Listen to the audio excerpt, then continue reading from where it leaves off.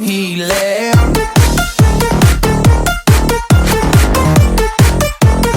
I'm still healing.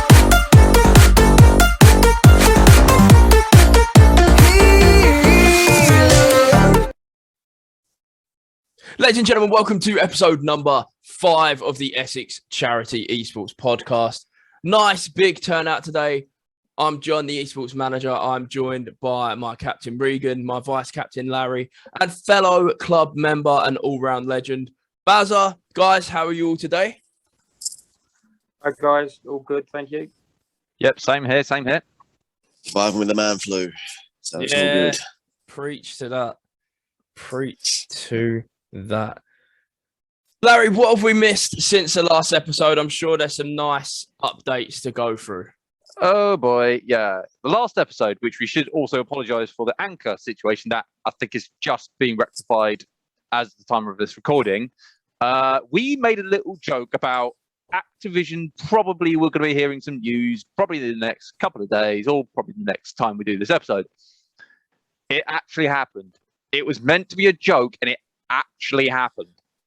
Don't make a joke about this anymore, please. Yeah, maybe it's us. Maybe we're making it worse.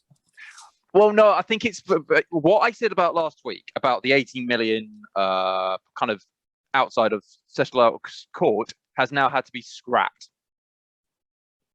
Interesting. Yes, it's to do with, I think, because it's the two companies that have done it separately. The one that's been done in California, basically it goes against their rules. So it's sort of to do with that. It's basically then the two companies not really listening to each other, and it could cause issues, I think, for each other. Oops. And also, yeah, no, and also I think someone found out, and I think it was in the 18th million. It could be even more interesting because I think it was a possibility they could shred some documents that may have been needed. Which is why also it's being talked about a bit more. Okay. Yeah, no, that one I must admit, I was like, oh come on, this has got to be a joke. No, it was a thing, and it's still kind of going on now. Jesus. But on back and more news on China. Again, talking about that last week. That more news on the harshening on their rules, which is going to be led on to something else in a bit.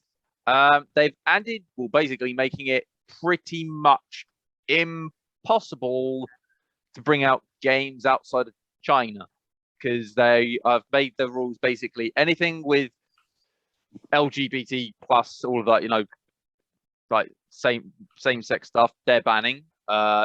Violence, banning. Anything that they classified as history is inaccurate, they're banning. Anything that classifies Tibet or Taiwan as a separate country, as independent, they're banning. I mean, I'll be honest, I don't know what games they're not going to allow, or more about what games they're going to allow into China. Because even FIFA probably is under the violence and probably also has that sort of problem. Yeah, it just seems to be whatever they can ban related to gaming at the minute, they're going ahead and doing. Well, no, China have always had against the whole same-sex stuff. Because I know they did a thing when it was a couple of years ago, they had an Irish song, and I think it was another one that had that same problem. And they weirdly they show it in China. I don't know why. But when that happened, they literally blanked it. They didn't show that Irish one because I had two male people dancing at the time. Jeez. So they have real thing against that sector. And again, I mean, we'll be talking about it. They've always had a thing about Tibet and Taiwan being part of them, and they don't make like existence as an independent country. They only accept them as in China. Yeah. So it's them. It's standard them. It's just awful though. Like I know. It just seems to get worse, and this is the same as the Activision situation. It just seems to get worse by the week.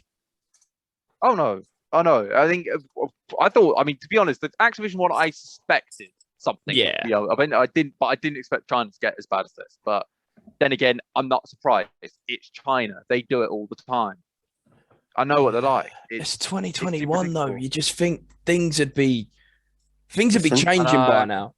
I know, but you know what? I mean, China's China. You can try, but I mean, like, don't forget like what happened with a certain horror game that then had to be, well, didn't get banned. It just they hid for a very long time. Yeah. Because they made, I think, jokes about Hong Kong, and then there was the whole Winnie the Pooh situation, which is another thing entirely. Which they then go like hide it off of Steam, and they're now making it as a DRM free on their own website. Jesus. I know it's only literally 6 months ago. I think I've only just put it on recently, after about 2-3 years after going, yep, we're not putting it out. Yeah. Madness. I know, it's madness, absolute. With obviously the previous conversations that have been on this to do with China and their gaming and their rules and seems to be their regulations of it all.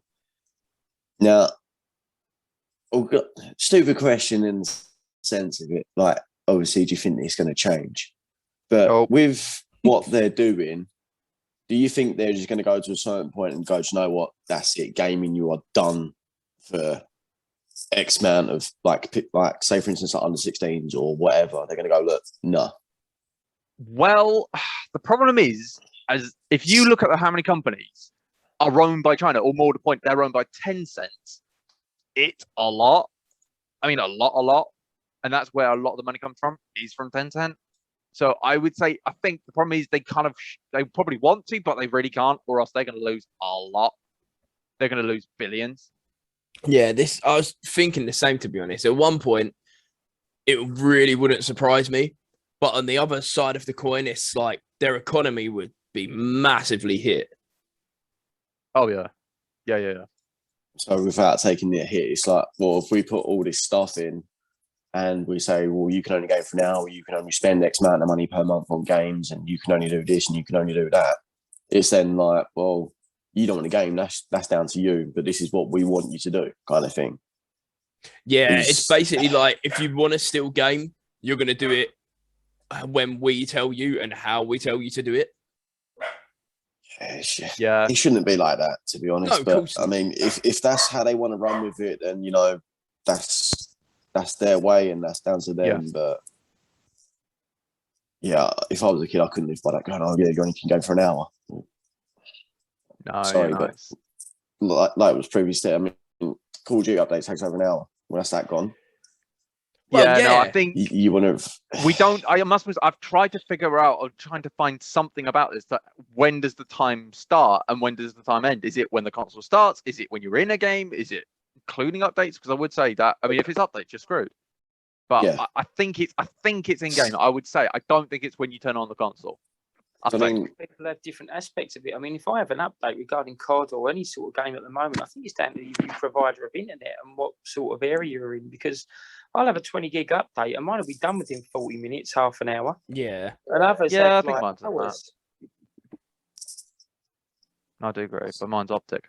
But no, I do agree. No, I think it's definitely something I'm keeping an eye of, as I am. And I'm just getting shocked. I mean, I'll be amazed actually if we're going to hear more on this. I presume we are, but it's who knows? I mean, who knows? But yeah, I agree. But, I can only imagine we will. But I mean, the thing is, sorry. Just going by the time scale, like, I mean, the other year, like, me and the missus turned around and said to the kids, like, right, you get 2 hours per day on your, on like your console, your phone, whatever. Like, it's 2 hours that you get for yourself. So we done it by, obviously, you switch on. So if they want to go on like YouTube or they want to go onto a game. So as soon as they start that first video or they start that first game, they're 2 hours and 6 down. Yeah. So if they're on the game, so like he used to, well, he still does now, to be fair, Fortnite. Every time his game would finish, push timer. Go into the next game, like you carry on your timer. So then you theoretically get your 2 hours of playing time. Because sitting there waiting, you could be waiting for like a minute and a half, 2 minutes, and you're thinking that's 2 minutes. You know, you're not gaming. Just like pause it. As soon as you go into the next game, bang, off you go. Yeah, that's it. Otherwise, you could be sitting there, like as we said, updates, stuff like that. Even trying to find a game, you're like, oh, my time's ticking away, and theoretically, I'm not actually playing, so it's kind of unfair. Yeah, 100%. But it's obviously it depends on how they do it. I mean, this is what we done. We haven't done it for a while. I mean, they like obviously being a year old and all that, and whatever else. But it's just like it seemed to work so well. Like and if they didn't use like their full 2 hours, come like the Friday or the Saturday and the weekend, and it was like, well, you get the 4 hours on the weekend, and whatever time you've used or not used during the week, say like they've not used like 2-3 hours, you go, well, you get the extra 2-3 hours. Like, don't constantly say your time for the whatever. weekend, but like, you know, at least try and use your time. Sometimes you let them run like 10 minutes over because it's like, oh, middle of the game, you can't do much. Yeah, or the video is like literally long enough and go, like, you know what? Once that's done, you're over. But you know what I mean? It got them a little bit of thing where you're tracking time. But now you're saying obviously like an hour. I know it's just an hour, but like you're thinking an hour per day or whatever, and you're just thinking, are you accumulating for this or that, or are you just doing it for when they're actually playing a game? Because when you're that'd be interesting to know. You know what you're getting. Yeah. When you're being told, oh, you're only getting an hour, you're like, well, if I got an update, does that mean I'll do the update, put it on like rest mode, wait for the update to finish, and then go back on? Or you know, I think it's harsh. Yeah, very. But unless obviously you can find out, or it comes out that it's for you physically gaming, then fair enough. At least you know. But it's I'll be honest. I think as much as we would love to know the answer to that, I know China banned the internet from China, so the chance of us actually knowing the answer is probably very slim. Yeah. Yeah, but on to the next story, and probably the final story before we go into a little bit of a topic I want to talk about. Randy Pitchford, the man who was, and I do say this now, was the face and the CEO of Gearbox, the people that made Borderlands and were the controversial one that did Clone Marines, which had the whole thing with the asset kind of from Borderlands being used, has now left the company to go and make a movie studio and go into the movie scene. And I mean, as much, I think I'm kind of sort of celebrating because I know the amount of stories that have come out on Pitchford. And I mean, I've heard the stories from Stephanie Sterling and they are hilarious. And I know they've had issues with Pitchford in the past, but I mean, we was explaining this a little bit off before we started the podcast. I mean, some of the stuff, I mean, it's just thinking seriously, how is he still there? I mean, his magic was cringeworthy because I've seen some of his stuff on video and it's just like, seriously, that's not magic. That's just stupidity. But no, I mean, and then there's the whole medieval times thing, which you really can't go into as much detail as much as he should have had 2 USB drives. That's all I can really say. But geez, man. Yeah, he hasn't really done a lot of favours for himself, has he? But then there's other stories that where obviously he's pocketing like a secret 12 mil. But I mean, you could probably say that with a lot of companies. So yeah, you can. I'm not disagreeing with you there. Some of them probably has done something similar to that, but public. We always have to say the word alleged, but yeah. I don't know. I think things like that are a very dark thing that shouldn't be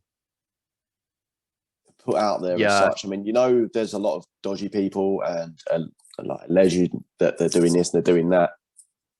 If they don't want to come out and state, well, this hasn't actually happened, then just still stick with, well, are they doing that or are they not doing that? Yeah.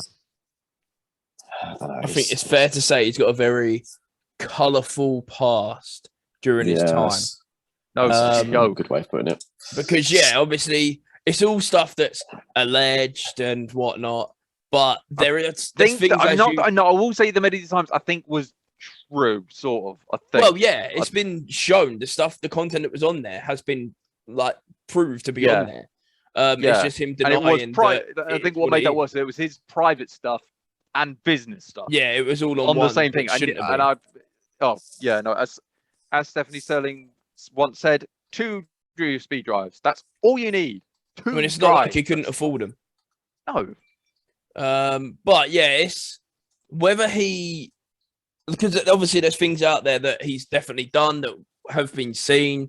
But I think, I don't know, because when things like this happen, so obviously he stepped down now as the CEO of the entertainment side and is going to go into the studio side, which it always has a habit of bringing up these stories. So until we spoke about it, like pre-podcast, pre-recording, I didn't know about any of these stories. And now, obviously, we're talking about the fact that he stepped down as the software president and he's going into the movie side of things. And all you see is, oh, look, all these stories are coming back up. So that's going to have at least some impact of, well, whatever he's involved with, you're always going to get people that's offended are going to boycott that now.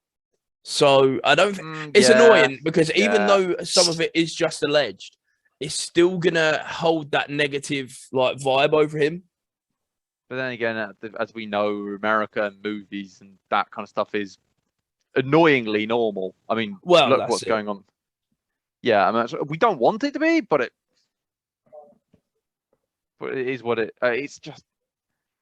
I mean, yeah. When I must admit, when I heard that Pitchford, I was like, because I knew of the stories like young ago, because I've known about the story before. I was like, kind of going, oh yes. I just wished it was Bobby Kotick, but we've got one. We've got one. I mean, he's not out of it completely. He's going to the movies. But the difference is when Mr. Bobby gets caught, which I hope he does.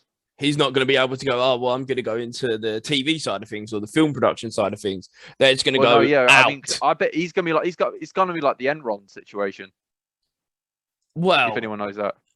The thing is, the amount of stories out there with him, it's got to end in, you've got this whole cancel culture thing.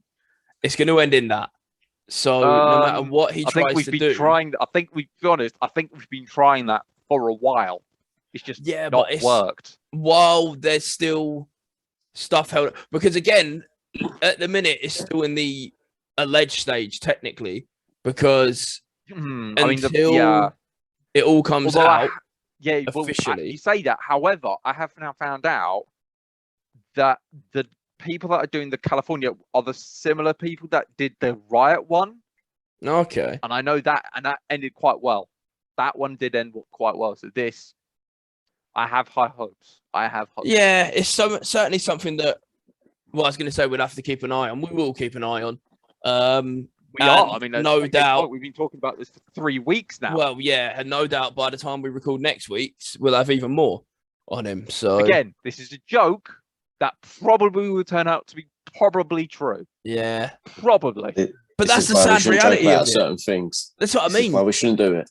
It's really bad that, oh, look, he's been caught doing this now and this now, and oh, next week he'll probably be caught doing this, and we're so, and then it's like, oh, this is an actual new story on him.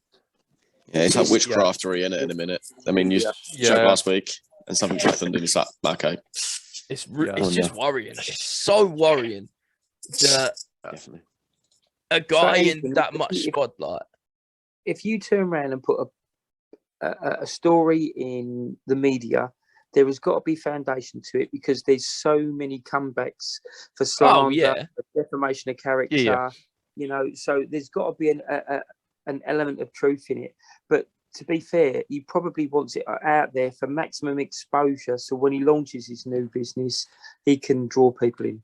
Yeah, that's it. Oh, I can imagine that, because I mean, the amount of stories. I mean, as like the amount of times you hear this, and they go, "Oh, I'm off," and then they do something else, and you're thinking, seriously, how has he gotten clear of that situation? Yeah. I think there are people that have tried that, and I can't remember who it was.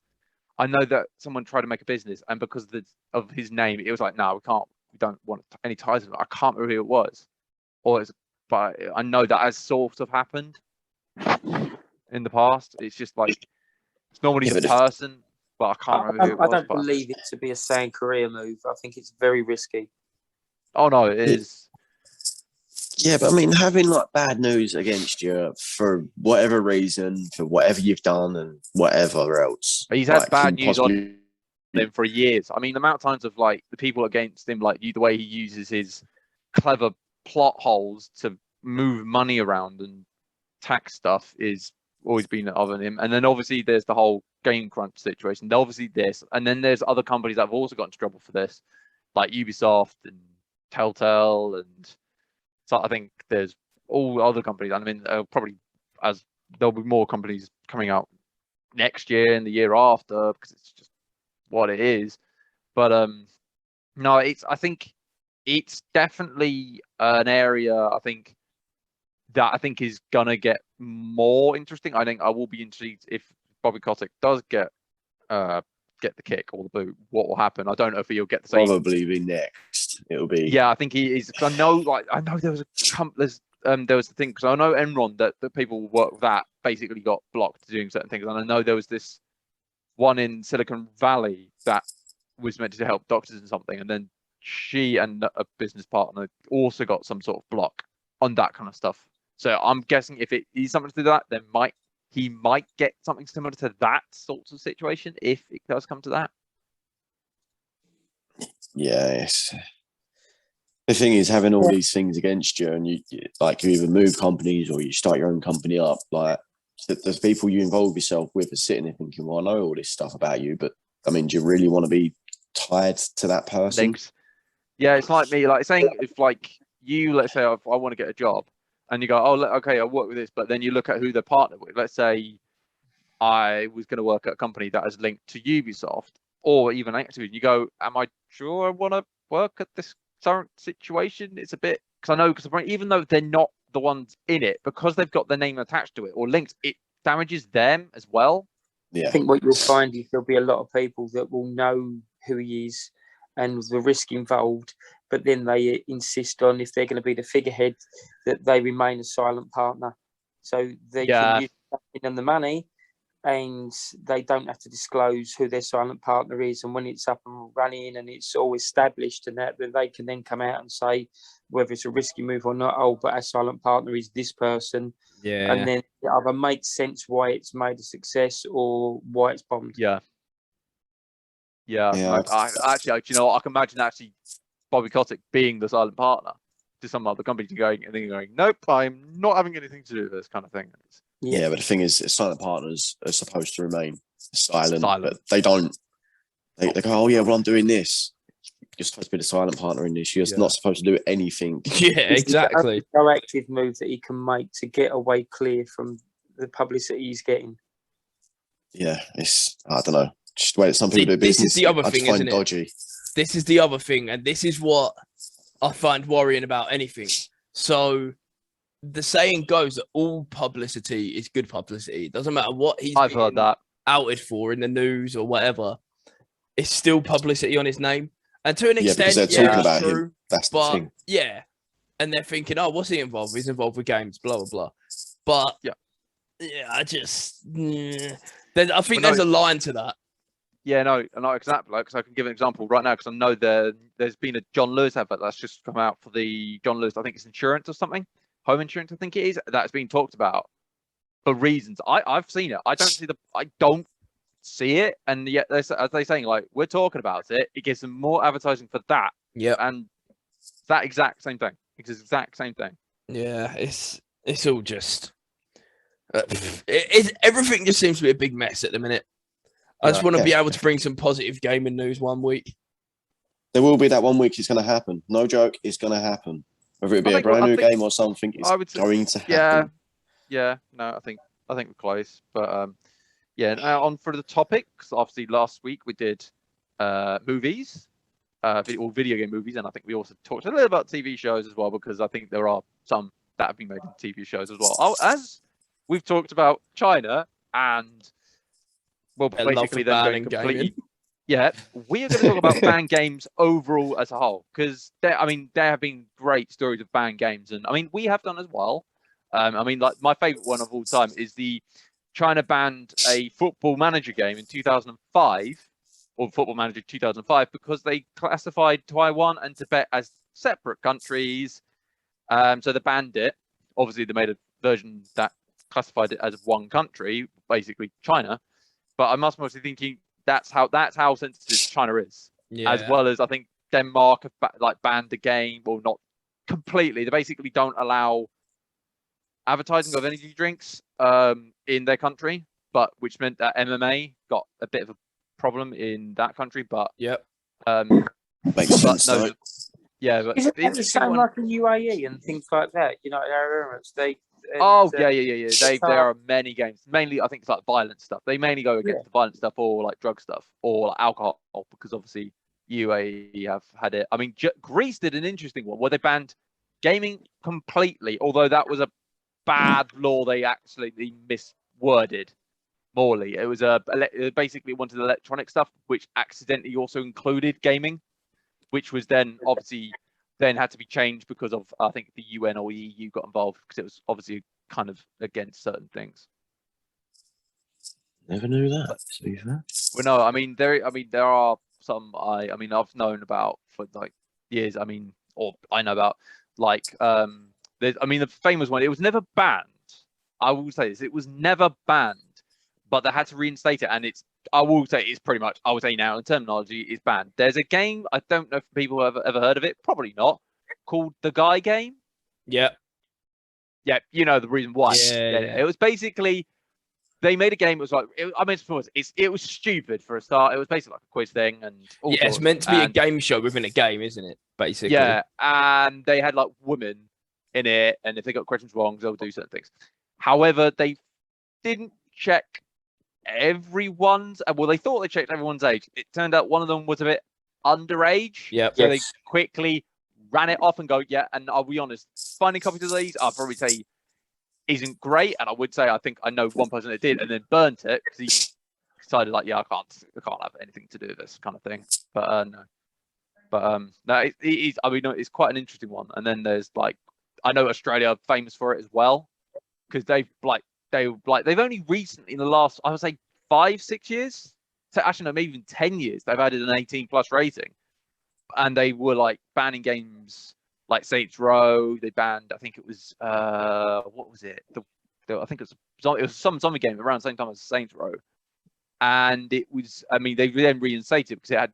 I think it was like use of drugs or something. Or no, it wasn't use of drugs. I think it was showing of drugs, and that was kind of annoying. And then obviously Germany banned just because it's World War II, anything to do with like Nazi stuff. They're a bit sensitive over. Yeah. They're a bit sensitive That's over the key word, the sensitivity regarding it doesn't matter what topic you choose, nudity, sexuality, drugs, it's a sensitive approach of it. You can probably include it in things, but it's how sensitive you become with it. If you're full disclosure with it, I think it's going to get banned. But if you only skirt around the edges but address the topic but don't go into full detail, you might get away with it. Yeah, that's true. Do you know, and as a question, like, do you know how many games we've banned in the UK? No. Like, anyone? I'm going to say it's not a very high number. But I can remember I can one only game that got think of banned. one off the top of my head. What's your one? Manhunt. Yeah, that's the same one I was thinking of. That's not technically true. If you're talking about the first one, that's not technically true. That was basically there was a murder, I think, around that time, and he was a bit of a fan of the game, so a lot of people thought it may have been linked. So a lot of stores took it off shelves. It was never banned at the time. See, I heard it was banned because of that. Because obviously, whoever it was done linked, whatever. But it is. I mean, no, you can still buy copies. I mean, you can find copies.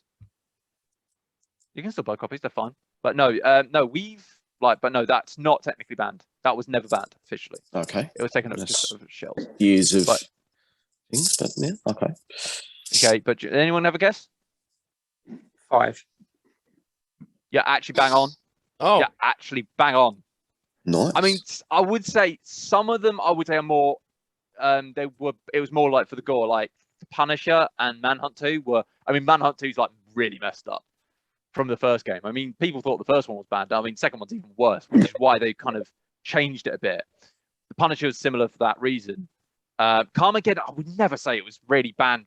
They may have made a tweak for it with the original version, where they've changed from people to like zombies. But if you play the new one, which is Max Carnage or something, Carmageddon, I think it's called, or no, Maxed Out or something, on the PS4 or Xbox One, it's the same game as you would have played originally, not the edited version for the UK and I think some other countries. I mean, it's messed up, but you expect that. But there's only been 2 officially, and I mean officially banned. One called Sex Visions from Space, which was even burned and destroyed. So very few copies actually exist in the UK. And I mean, this is like an old text game. It's nothing like major stuff. And the other one being, which is the most recent one, which was done about 2-3 years ago, called, and bear with me, I am apologize for the butchering of this name. It's a Japanese anime game called Omega Labyrinth Z. it's not a game I know a lot of people have heard about, but it is the last game we banned, like properly banned, because of mini games that were, let's say, interesting. Let's just say that. Yeah, I mean, I love. Yeah, it was really annoying actually because they said I remember finding this article on BBC talking about this, and I was like, and they were saying, "Oh, the last game we banned was Man Hunt 2." I was like, that's not technically true because it's viable and it's edited, but there is a game I will put. I have to put in the chat. I will not name it on the show. It's so bad that that people have talked about this. Will not even. I think I may have named the name, but don't put footage or even images of this game. It's so bad, but it exists. I know it exists. I'm putting this in now, and if I just get this in, I'm just putting this in the chat so you can see what I'm on about. Yeah. So yeah, anyone's heard of this? Now it is sort of officially banned in the UK, but it's sort of a rule with the company that made it that they don't really leave Japan. Yeah. But I mean, just the name entirely, you're thinking seriously, when on earth did someone say, yeah, that's fine. That's absolutely fine. It's just madness. I just can't fathom that being exists. I mean, I know the company's Japan, and I know they've done other like really weird games. And I think the name was like Illusion Studios. I think. Yeah, I think it something was. like that. Like Illusion Studios. Because I had a friend of mine who we were both quite intrigued, just like if this is the only game they've made, and it turns out no, they've made many others. It's just, and I think even I was like, well, I want to see this place. I just want to see how their mind is like, yeah, this is fine, and what other games, and just see this location. But I have no idea. It's just mad. But I mean, like I said, I mean, this is not. There was a time I've heard that they even put this on sale on Amazon. I think it was by accident, but he did get into trouble. Amazon got a little bit of trouble when they accidentally, unintentionally sold that game on Amazon. And I have heard there is footage. I think you can find footage of this game. I think via like sites, like Japan sites, because obviously it's fine in Japan. But I've only seen, I think, snippets on a Charlie Brooker video game wipe, and that was like milliseconds. And even I'm just going, geez, that exists. I mean, that was just mad. But that, I mean, I would say if anyone's trying to find it, just don't. I mean, you can find lists about talking about this, but I'm just not naming the name here. I'm just will not name it because it'll get us demonetized and get us in trouble for mentioning it. That's mad though. Like, as you say, how have they even gone ahead and released a game like that? It's Japan. You know what Japan's like. I mean, it's messed. They're messed up in some cases. I mean, some of the stuff they do out there is weird. I mean, speaking of which, I mean, if anyone's seen the thing in Kotaku, there was a thing about a new cafe opening in Japan. I mean, I'll see it. I'll send you the link if I can find it. Actually, no, I'll tell you actually again over chat because I don't want to bring it up. But it was basically a cafe based on this. Like, seriously. I know. What? I'm not joking. Okay. I'm not joking. It's what the hell? I mean, you can look it up. It's on Kotaku's website. I will send you the link. I know. I'll go and get it up. If I get it up, hang on.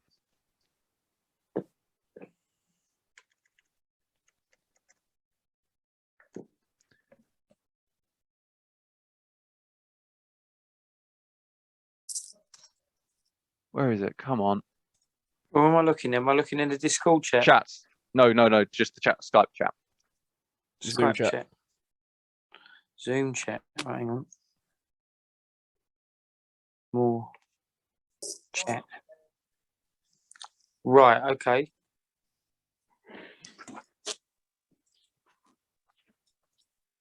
Yeah, there's definitely things that you don't really want to. There's how was you getting on, John? You was playing that game. Was it The Last of Us or something like that? What was I playing?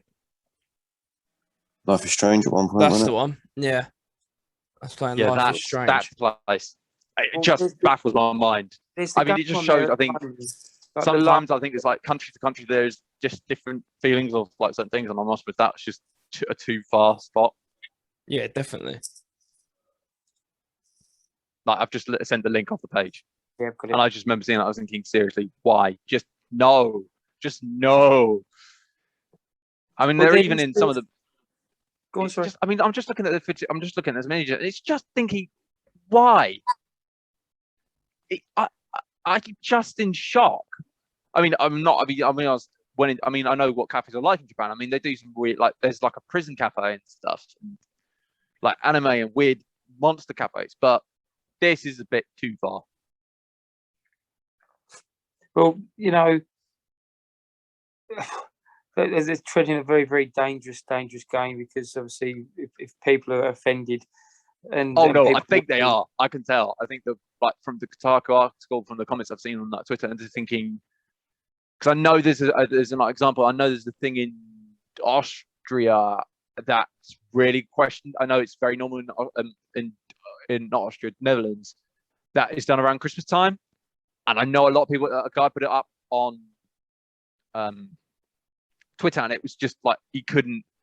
I mean, everyone's like, please take it down. It's just too offensive. Jesus.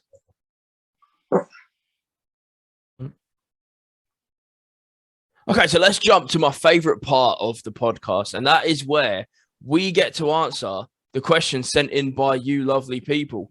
Now, I believe we have got 7 or so questions to get through on this episode, which is a nice improvement from last week's where we was unfortunately left all alone. But we've got some questions. We're going to get through and we'll answer them to the best of our abilities. But please keep sending them in. We love answering your questions. We just love having this little connection with you guys. And to be honest, as I said, it's the most favorite part for me to answer your questions because it really gets me thinking on the ball. So without any fair, we've had quite a few good questions in so far, and I have been sitting there thinking, you've got to answer something quick, but you need to go into depth, but you need to have like the really good answer. And it's hard. It's not like you can sit there and go, right, well, I can have that for a couple of days of thinking, go, oh, this is going to be my answer. Straight away on the ball, you're like, right, well, I'm thinking this. And then it's like, actually, well, no, I can't really change that now. I've got to run with what I've said. Yeah. But I know you want to jump into questions. I do have one I see on Facebook the other day, actually. And I thought it was really good. Years ago in wrestling, like as soon as you hear The Rock's music, you had Austin's music and The Undertaker, you knew something was going to drop, right? You knew something was going to go down, whether it be a promo or someone getting hurt or beer thrown around or someone being scared or whatever. Yeah. Now, in wrestling, what other theme music would get you going thinking, oh, something's going to go on? Something like, like you had Taz, you had Benoit, like, the small guys, but they could hit big. You knew their music was going to do something. There are names I can think of. But whose music would you think go, right, straight away, minus the big 3 that I've just said, you think, right, they're going to come out, they're going to do something damage? Undertaker, Finn Balor. Yeah. Definitely like the demon version of Finn Balor. I think Undertaker, you can't not talk about Undertaker and put that as an option as anything where you hear the bongs of that infamous. I mean, like you go, okay, he's there. Where is it? Even when he drops with Rollin, you knew something was going to go on as well. Like, Brock Lesnar as well. You got Brock Lesnar. Yeah. Yes. I mean that screech. You go, okay, run. Kind of. It's that screech of you've got to run. I would say old Seth Rollins, the old Seth Rollins, not the weird one. I love the old CFO version. What, the one before Burn It Down or the one with Burn It Down? No, the one with Burn It Down.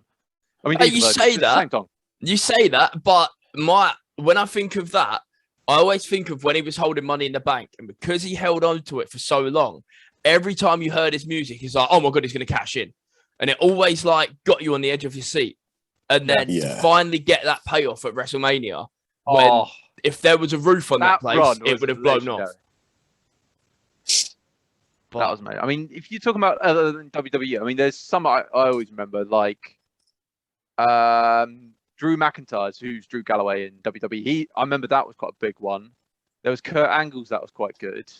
There was the Revolution, I think it was called at the time. That I think sometimes you could get, but And then there's Motor City Machine Guns. That's another one. Yes, I love them. They were great. And then there's probably what about like the Fiend? I think you could probably put. Actually, no, Fiend doesn't really have one. I was going to say Fiend doesn't really have one. Or actually, no, Riot Family. Yeah, of course he does. No, White Family. Yeah. Did. I mean, because I about White Family. Yeah, but the thing is, even the Fiend. Yeah. Because he had that, even if he didn't come out to his music, he had that little something. Yeah, like a blip, like a glitch where it blacked the screen and the lights would all go off, and then all of a sudden the lights would go red and the Fiend's just stand in the middle of the ring, and you're like, oh snap! Yeah, business is picking up. Yeah, Christian Cage I can think of, Edge. I'll tell you what, I've got two: Hangman Page, Neville, Pac, same person, but the music's different. Yeah. And there's probably the stuff from Japan. You've got probably, I don't know, Rainmaker. There's probably Osaka from Suzuki from there as well. And his infamous song from that as well. So it's Moxley. Actually, now you mentioned Japan, I've got three. Yeah, I was going to say Moxley. I mean, I'm not talking about, like, if you do like Ruthless Aggression. Is it Ruthless Aggression what his song was called? I think. Something along them lines. Something or unscripted. No, unscripted violence. That was it. Unscripted violence. Yeah, that one. You always, when you heard that, it's like, okay, run. He's everywhere, and you can just see people just looking everywhere for him. But yeah, definitely. I think there are so many actually you can think of, but it just depends on the song or the person as well. No, I've got three quite simple ones, and that I think when I was watching it at the time, I was like, okay, something's going to happen. I'm going to be entertained, or there's going to be a beatdown, whatever.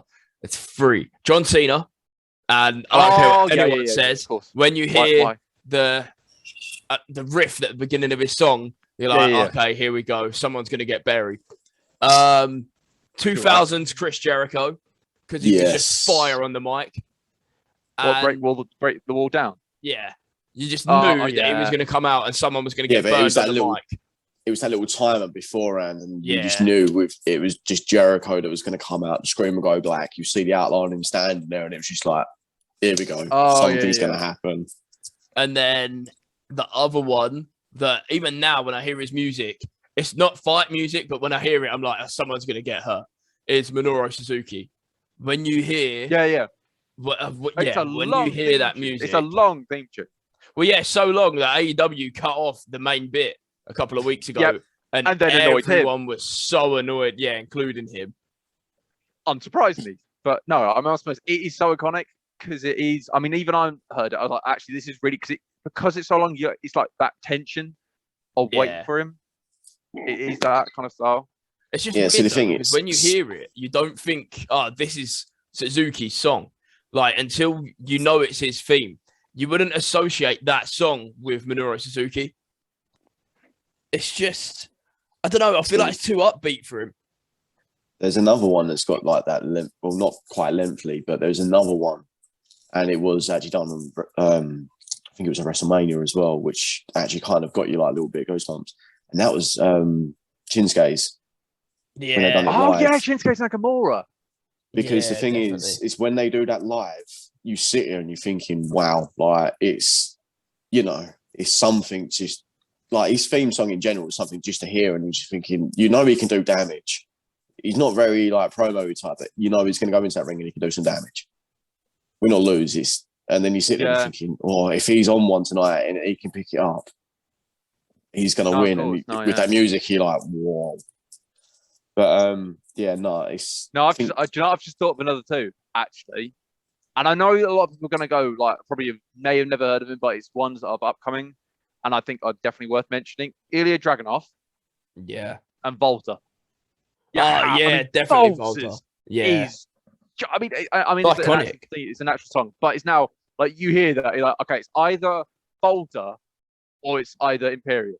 I remember I went because the thing is when I watched them in Brentwood, I always remember like, okay, is that Imperium? And then it was on the second day because I didn't know he was actually coming, so he didn't arrive the first night, and that was when I think it was also the night that Dragunov then went up to basically say, no, I'm not with you, Volta, I'm against you.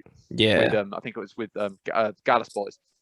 And that you just see them in that shadow of the effect. It's just oh my word, it's intimidating. I mean, the only one I can think is probably as intimidating as Bolter is probably Undertaker for his like entrance, and maybe sometimes the Beast, the Demon that is Finn Balor, and which I've just remembered, Aiden English, not Aiden English, Malachi Black. Yeah. And what is his name in the same one? What was it? What was his name in WWE? I've forgotten his name. Aleister Black. Aleister Black. I mean, both of his entrances are just terrifying. Yeah. I mean, like the first one he did at NXT and WWE. I mean, it's the sling, and then you just see him lift up with that metal music. It was brilliant. And then with Malachi's style, it's again what he wears, the lights going off and off, and I mean that start what he did at the beginning of when he came out of nowhere because he only had 30 days stupidly from WWE's contracts instead of the 90 days. Seriously, how did you mess that up? But then again, it's WWE. They will mess up big time anyway. I mean, when they did that, I was just like, what? I mean, that and with that leg heel stuff, I was like massive. Yeah, I mean, you've come out of all these ones, and I know he didn't really. He could have done so much more if he was pushed. Ken Shamrock, when his one dropped. Yeah, 100%. Oh, yeah. If he was pushed more, he would have been dangerous, I reckon. Benoit, you knew something was going to go on. I mean, size of him, toothless aggression, you knew something. Like I said, Taz as well, you knew something could go on with him. Yeah, although you haven't technically mentioned the name that shouldn't be named, but... Yeah. Yeah, you know, that's an argument for a different day. So I could go on for years about that argument. Yeah, we haven't got years for that one. No, you know, no. I mean, I don't mind it. I mean, you have to mention it, but I understand the whole situation with it. It's just don't hide it. But yeah, I mean, I think one of you's covered it as well with Edge. Yeah, which version? I presume you mean the metal version, not the. Yeah. The you think you know me, just that version, not the Christian and Edge version. Yeah, you had Triple H as well. You had, yeah, I forgot about that one. That's a good one. Yeah, you had him early on when he was with China, and then obviously when he moved out on his own. And DX. Yeah, but I mean DX, you just knew something stupid was going to happen. It was just DX. I mean, what about New World Order? Yeah, to be fair, they had one of probably the best ones due to the factors of who done the song originally, but you know. You knew something was going to go on with them, but at the same time, you knew they were just going to ambush someone at every given moment. You'd constantly sit in the back that they were going to do something stupid. The spray paint was always coming out, or Hogan was going to talk trash. Yeah, I've just thought of another two from Impact days, and I know probably this period is like that. But I mean, obviously got Eric Young as well. I've just remembered Eric Young's quite a good one. Yeah, but I've just remembered Bobby Lashley from Impact days with that siren. Like you just like panic. And I don't know if anyone remembers it. BDC, Beatdown Clan. I vaguely remember him. It's just, it's not one that's right up there. But, I mean, it's probably because it's my days when I started watching. I always remember like that beginning of the Beatdown name and them just coming all out. It was just classic. But I know that didn't really start because I think I had some problems with contracts and they had problems with Loki, as they always have. But on that one, but I feel there's another. So I feel there's one that we've overstepped as well. Samoa Joe. Oh God, yes. Yeah. Which version would you go with, the Impact version, or would you go WWE version? Both. I was going to say, either or. To be honest, the fans. I don't know the Impact version as well as the Impact version, but yeah, just when the fans chant "Joe's going to kill you," you know you're in trouble. I must admit, I just love that thumping of with the trombone and that roar. It is quite good. Yeah. Sorry, but let's go back to the original questions. I just thought I'd ask that one as we were. Okay. We've got time. Let's start. We've got nothing but time. Let's start off with, we've got 3 questions first from TFCN. So the very first question is, has there been any games that got really into a lot later than other people? Ooh, that's a good one, actually. Has there been any games that you got into a lot later than other people that have been popular for years? Yes. Oh, yes. I can name 2. And I must suppose, I think One of them I would actually say I think it's due to I think it is only I think a lot of people it's the same thing, and that's Yakuza. Yeah, I've seen because I've never played it though. The game's brilliant because I started off with 0 because I never touched the PS3 ones. I never touched the PS2 days. I only touched it because Angry Joe did a review, and I thought, okay, actually this looks pretty good. And he said it's like seriously, it's amazing. I was like, okay, I'll have a look. And I just played the first one, which is actually now the 0, which is not the first one. It was actually a prequel to all of them. Yeah. And I loved it. I mean, it was like the cliffhangers every single time. It was brilliant. And then I played it out of order because I went 0, 1, 6, 2, and I'm 3, and I'm middle of 4 doing at the moment. And then I haven't played 5 yet. And they're just great. There's some. I think the reason is the mini games are mad. They've got proper arcade games. I mean, because it is basically Japan's proper culture. So, like you do see the little places out there. And I mean, sadly, a lot of the places now have shut down, like all the Sega arcades. Which is really sad. But there are bits in this that I mean, you have to expect it because, as we have explained, with some of Japan's uniqueness in some of it does show in some of the mini games of some of it, but it ain't changed. I would say this is an unedited version from Japan. These are the same games as before, just with English translation. And the other one I have is I might have hit this at the best part because it's coming a bit of a fad now because of what's just been announced on Super Smash Bros. And that's Kingdom Hearts. I've just got into Kingdom Hearts. Great game. I played the third one. I'm middle of playing the first one. So I've got the complete collection, but even I can't lie. I've wanted to play it, and I've just thought, okay, I'll play it now, and I'm so happy I did. But I must admit, I think it's probably the one I want. I know a lot of people going, "How dare you take it so long?" But I think with Yakuza, it's probably go, "Oh yeah, I started that recently." So I could imagine with Yakuza, it's probably more normal. With Yakuza, with the Kingdom Hearts one, it's a bit less normal for like me to be so late. Yeah, I looked at Yakuza. I've not played it, and I've sat there and think, is it going to be one of them games you just sit there and you think, but where there's so many of them, the story is so good. That's the thing; it's actually really good. And then you got the mini games. It's actually one I would say, if you haven't played Yakuza, it is worth a play. But be warned, it is a unedited version from Japan. There are going to be some weird stuff and some really weird stuff, but if you get around that, the story is fantastic, and you learn about the Japan culture. I kind of expect weird stuff just because of the name of the game, to be honest. Oh yeah, it's so well worth playing though. Oh god, yeah. So what about you two then? Or you three, Morley? I'd have to say the one that really springs to mind is Gears of War. I got into that so late. Great series. Yeah, so have I. I mean, I've tried to get into it. I can't. I've tried the first one and I've played the fifth one, but I just can't get into Gears games. No, see, I wouldn't have ever tried it because I played the first one and I was like, meh, not for me. And then when I got with my other half, that's all she kept banging on about was Gears.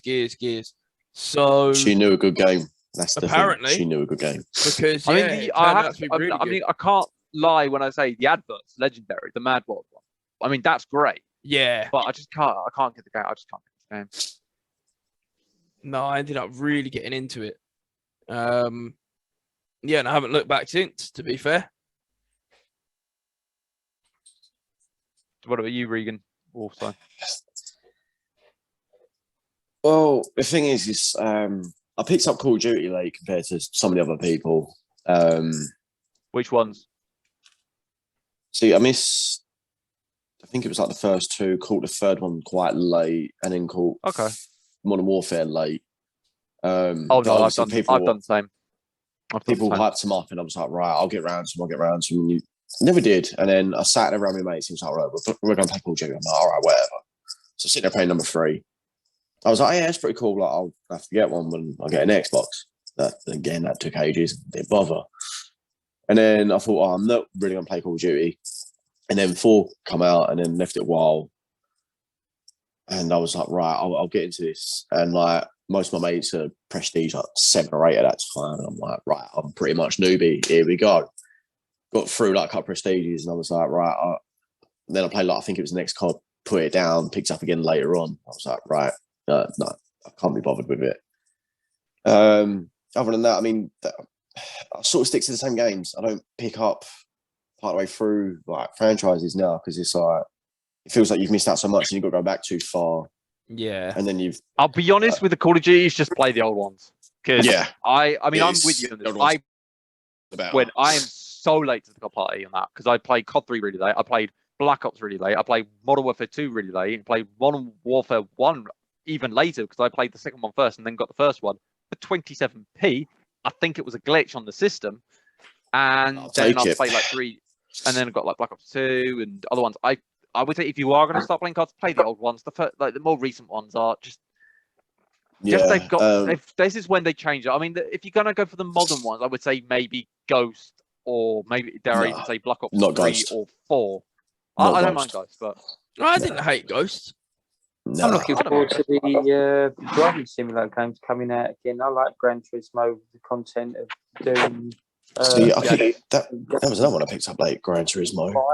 It just doing licenses, and I'm not saying it's all for gearheads. I'm saying it's a good game if you like a simulator-based game as well as an arcade game. Oh yeah, no. Oh no, I can agree to that because I've already pre-ordered it. I've ordered pre-ordered. Yeah, but you're definitely like a gearhead though, aren't you? To be fair, you love the racing. Oh no, I'm a massive Pitchford. I mean. Game's very good. F1 was very good. Yeah. But again, I maybe have mad skills in a car on the real life, but you put me on a simulator in a car and I'll crash every barrier and every blade glass on that. Preach to that. Yeah. So basically, we've got a battle for last. It's usually a battle for first, but it turns out it's going to be a battle for last. Battle for last. Yeah. Me, you, and Bazza. And then there's just going to be Larry like miles in front. Finished about 20 minutes ago. Yeah, no, I mean, actually, I would say in that case, Baz, if you're such a get, I mean, you see the Gran Turismo. I mean, are you aware they're making a Toka remake? No, I didn't know. What? They're making another Toka or British Touring Cars game next year. Cool. Yeah, it was announced last year. It's not made by the same team, but it's got some of the people that used to be part of that company that are now head of this new company. But it looks amazing. It's going to be an absolute shocker. Yeah. There was another game that I can't remember now that picked up late. Start mentioning driving, it just kind of threw me out. Sorry. Yeah, I can't think anymore now. That's cool. Oh yeah, that was it. Witcher. No, I'm with you on that. I'm definitely with you on that because I did that same with Witcher 3. Yep, picked that one up quite late, and that was well after the hype as well. Yeah, I mean, the only version I have ever owned is Witcher 3 Game of the Year edition. So, yeah, good game. Actually, that's just sprung one to mind. Borderlands, I got into really late. I've tried that. I can't get into it. No, I ended up getting, I believe it was 1 on 2 on 360. I ended up picking it up for like a couple of quid in CEX just because I had a couple of quid left over on a voucher. And I was like, Borderlands is supposed to be good. I put it in and I was like, I got into this far too late. Yeah, the thing is, I think as soon as Borderlands hit, people had it. That was it. They were like miles off and they were gone. Yeah. And then like you pick it up late, like you said you did, and it's just like it's not the same because there's not people on there that you can sit there and go around with. No, that's it. Yeah, I tried getting back into it, and I was like, it's just so difficult. I played the Telltale game to that. That was really good as well. I thought that was amazing. Yeah. On that. I mean, they're now. I don't know because I don't know how many games actually still work. Because a lot of them are non-playable now, aren't they? Borderlands, all of them still work. Yeah, I think. No, I meant Telltale. I meant Telltale. Oh, Telltale's. They're basically all going.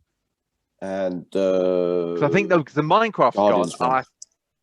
Minecraft went not playable anymore. Guardians was. I don't know. I've got rid of my Xbox. So I don't know, but I know the Batman's still going. I think most of them are now been taken off store. But I'm thinking about the physicals. I know they're saying Minecraft's gone. They can't play that anymore. I think there's something off with that, but I think it pretty much means only ones that are technically playable are the ones that are physical. So like Walking Dead, I think The Wolf Among Us or whatever it's. Yeah, they were good, but as it turns out, the company may have not been one of the best. But no, but what company is that when it comes to that? True. Cheap shot. True. Shouldn't be saying it, but you know, after what's gone on. Yeah, that's true. No, that's fair. All right, let's move on to the next one. Where can you go to try esports competitively? Now, I'm going to be very biased with this one. And there's places where you shouldn't go and try esports competitively, or shouldn't go. No, there is a reason, because there are places out there that are not technically. Well, they think they have the okay, but technically don't, because they actually haven't asked the permission of the company. Which, I'll be honest, I don't think many people know that. You have to actually ask the permission for the licensing of games and all of that. But I mean, there it are sounds bad. You'd think that's a no-brainer. But you know, what you think and what happens. Two different things. Yes. But yeah, and there's definitely places that you should avoid at all costs, because to be honest, they're just not run by great people. But we know of one, but we can't talk about it. Not until we know what the actual story is. I mean, we may talk about it one day, but we'll see what the future holds. Story for another time.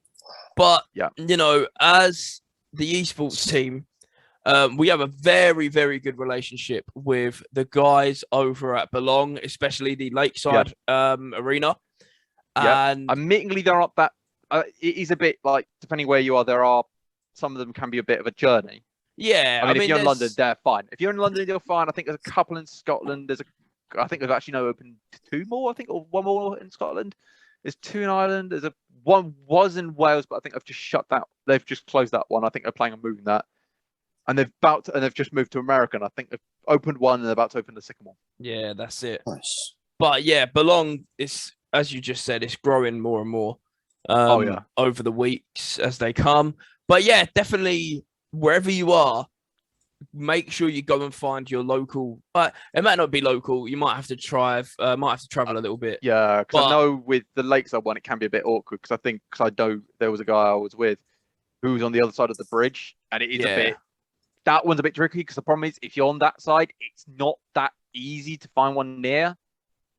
But I mean, like I've got one. I think it's like my mate. I have my sister and things in Surrey, and I know the nearest one to them is the Spectre one in. I think it was in Sutton. Oh, okay. Which I would say is not that close. No. But it's. I mean, that's the only problem. I think it's. They are really. I mean, they are amazingly good. Like the amount. The thing is, if it's good, it's worth the travel. Oh yeah, that's it. It's definitely. Like you got like they do jerseys, they have tournaments, they do Insomnia, they do stuff with like your kids in the holidays. They've just done a student thing, like V Sports. They do tournaments there as well, so you can meet up people. They do like events. I should also mention if like Nintendo isn't a thing really in tournamenting or like arenas, because they're not into the whole pay to play situation. Yeah. But I do know there are some of these bars that do have them. But I think that's because they pay them morely then. And it's normally like a free, like if you pay drinks and all that. But no, I think the only other one I can say, I think there is the Red Bull Ring in London somewhere. I don't know where that is exactly, but I know there is a Red Bull Ring. No, I was going to say, I don't know either. I know it's in London because there was a thing. I know, if I find, let me just have a quick look. On this, just bear with me a second.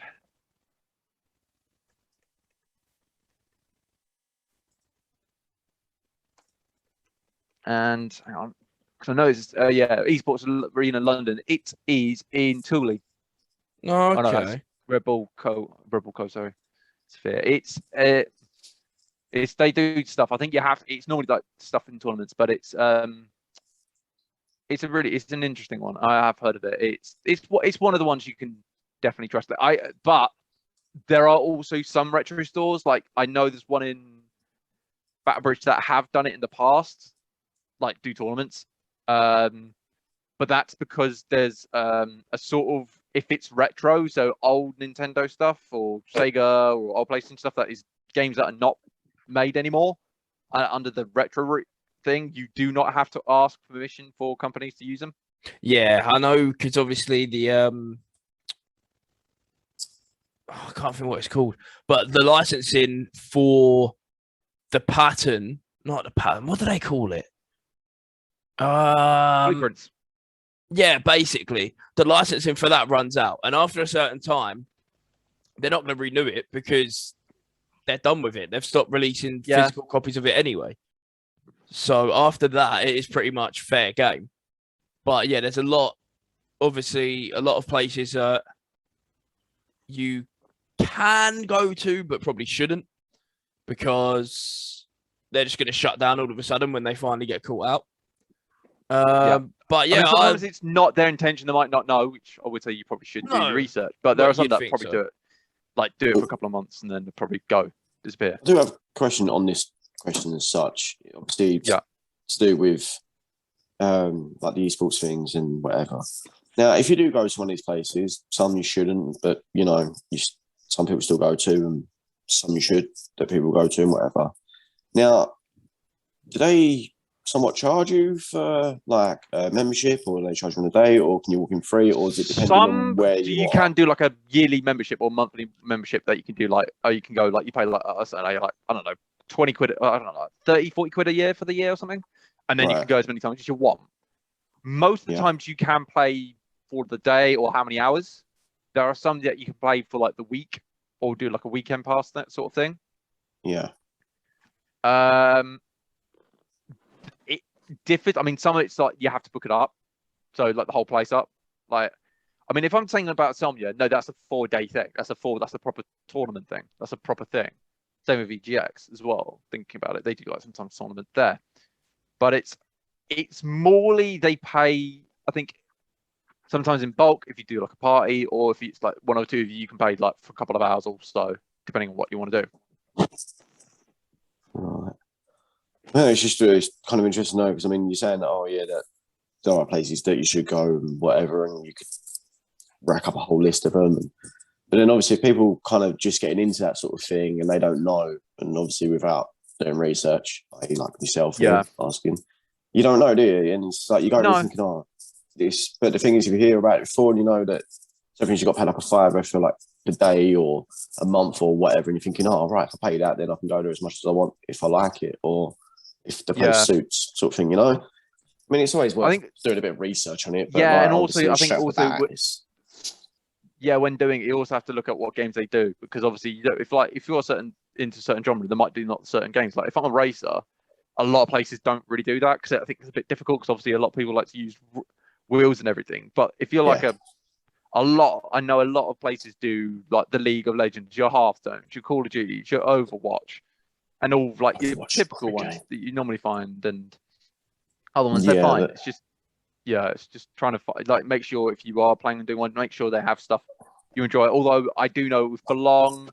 if you tell them what you're wanting or certain things, they will, like, if you pre-book it, you can tell them, and they'll try and get it installed by the time you're there, so you don't have to wait or install as well. So they try and compensate for everyone then, if obviously if it's enough time given to go with their kind of thing. No, it's more like if you say, like, when they say you book a party and they say, what are you into? Like, I'm into racing games. They go, okay, what we can do is, like, depending on what certain games, okay, we can quite install all of the get consoles onto, like, with Gran Turismo or Grid or whatever by the time for like the party, so that then they won't have to obviously wait for those installations. It won't take too much time, because a lot of these places have very, very quick internet, because they're like either LAN or local, and they can just do a very quick burst, and it will take like less than half the time. It should. Yes, that's a good thing. Yeah. Nice. I was just interested to know about all this stuff. So no, fair enough. No, of course, yeah. As you say, unless you do the research, and it's the same for these companies. Like, unless you know what you should be looking for, there are things that, all right, they are breaking rules, but perhaps they don't even know it. So no,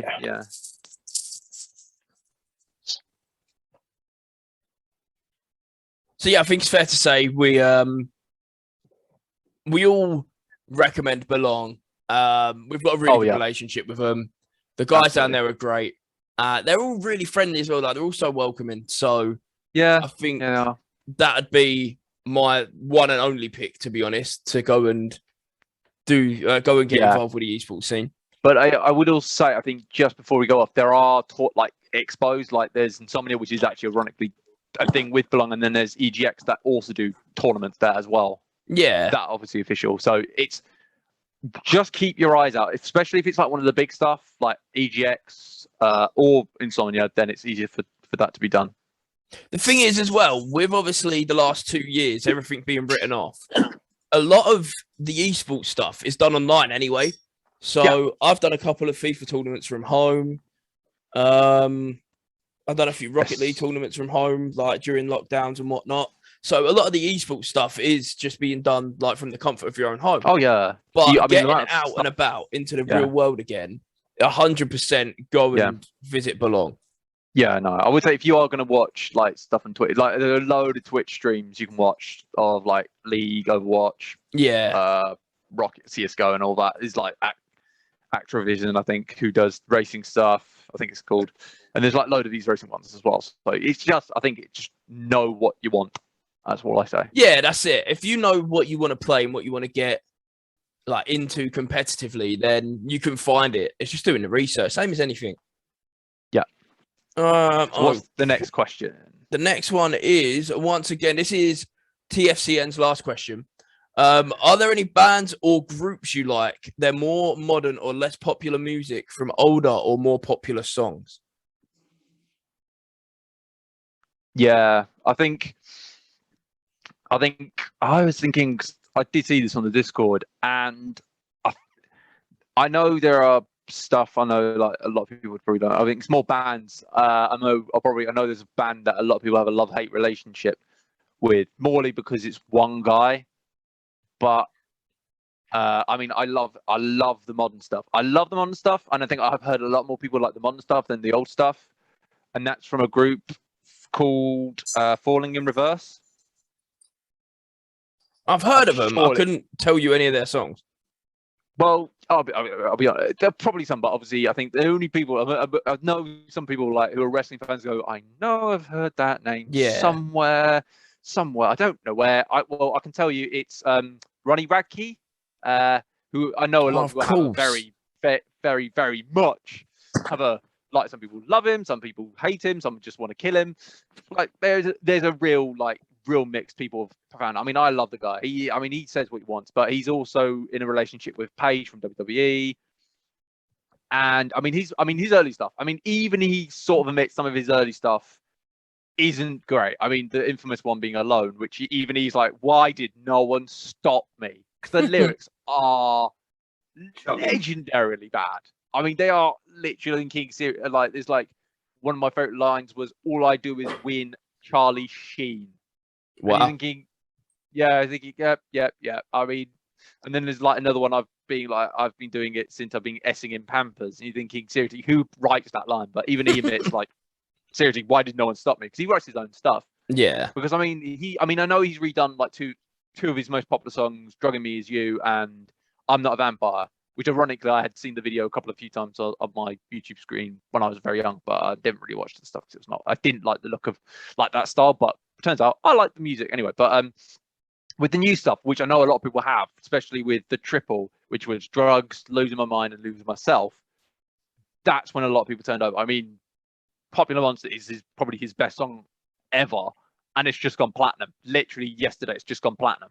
Okay. And I mean, that song is so lyrically good. I would say to many people, like especially now, it feels like that he is talking about them.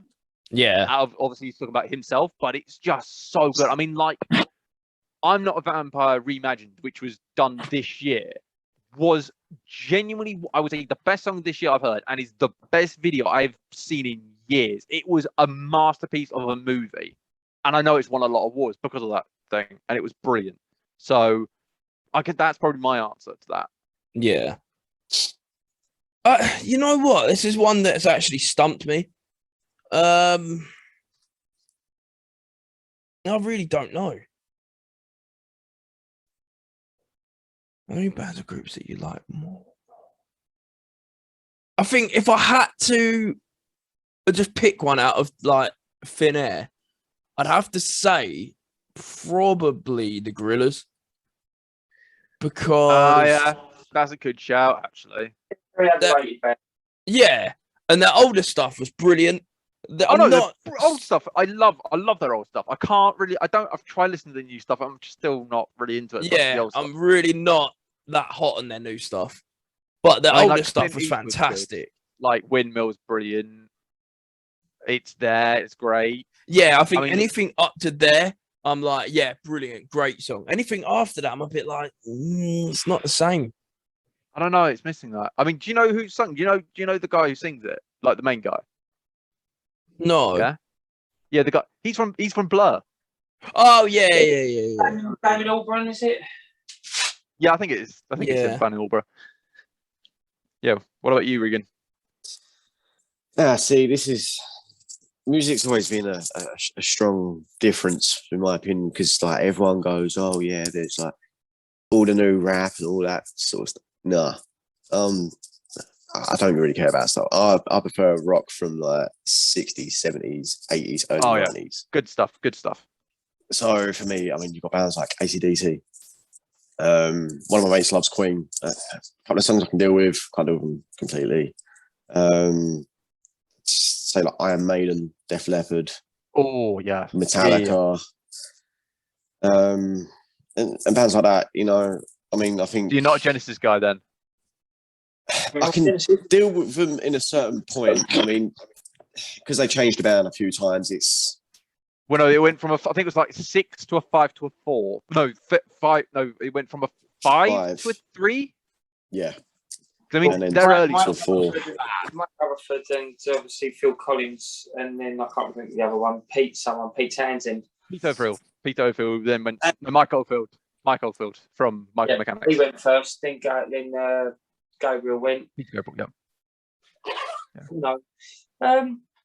My favourite band that everyone loves to hate is Nickelback, because they're mainstream. A lot of their early stuff was very, very good, and a lot of their new stuff the early stuff, because they come away from the true side of what they were trying to do. But I've never understood the hatred to Nickelback, actually, because I know there's like I understand probably the line of here's a picture of a photograph, it makes me laugh. I think that is a bit. Yeah, the thing is, I think it was the cheesy popness they had in their songs and around their songs that people were like, well, it's just what is this? Yeah. I think the only other one I can think of that I'm not a big fan of them. I only like 1 or 2 songs from there, and that's U2, because I know everyone hates them. But then again, I think. Yeah, but they're hated for so many different reasons. Yeah, that's it. That's the reason why I brought them up, because there's some people that love them, there's some people that hate them, and for whatever reason, I do not know why. But that one does. That's the beauty of choices.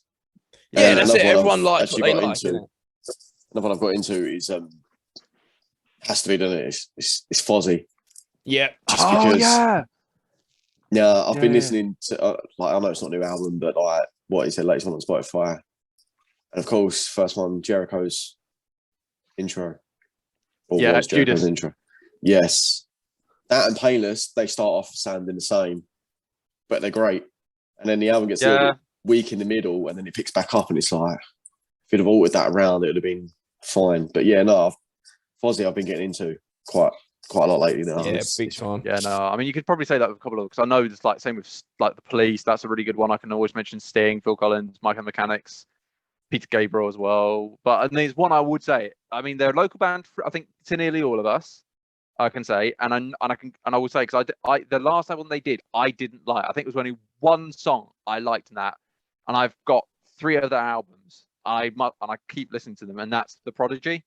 Yeah. Prodigy. They were amazing. God rest Keith Flint. I mean, he was such a great guy. I mean, he was a madman, but God, they were great live as well. Yeah. Oh, I can imagine that. But no, I mean, like, I love the Law singles album. I love All Invaders Must Die, and I love World Is My Enemy. But no Tourist. I just didn't get into it. I just couldn't get into it. But then again, I heard a lot of people had that problem as well. I don't know if they just didn't get the right feeling for that. But I think it was the point where it was just like, this is what we want, but we can't. Like, there was nothing they could do. no matter how many times they could have attempted to do it, it just weren't going to go the way they planned on doing it. No, I mean, there's only one song I liked, and it was used in Formula One. But apart from that, like some of my favourite songs are Prodigy's, like Omen, Nasty, World Frontier, Diesel Power, My Enemy. Yeah, some good stuff. Nyan. Apologies, we're going to have to leave now to go pick your wife up. I shall catch up with you all soon. Pleasure talking with you. No worries. No, thanks for being here, Baz. Take care, guys. No worries. Yes. Take care, mate. Yeah. I mean, there's also bands like Linkin Park as well. Oh, yeah. You know, though. God rest him as well. Because that was hard. That's hard. But I remember that when that was out. I just stood in shock. I mean, I couldn't believe it because he was such a great song. And his songs are great.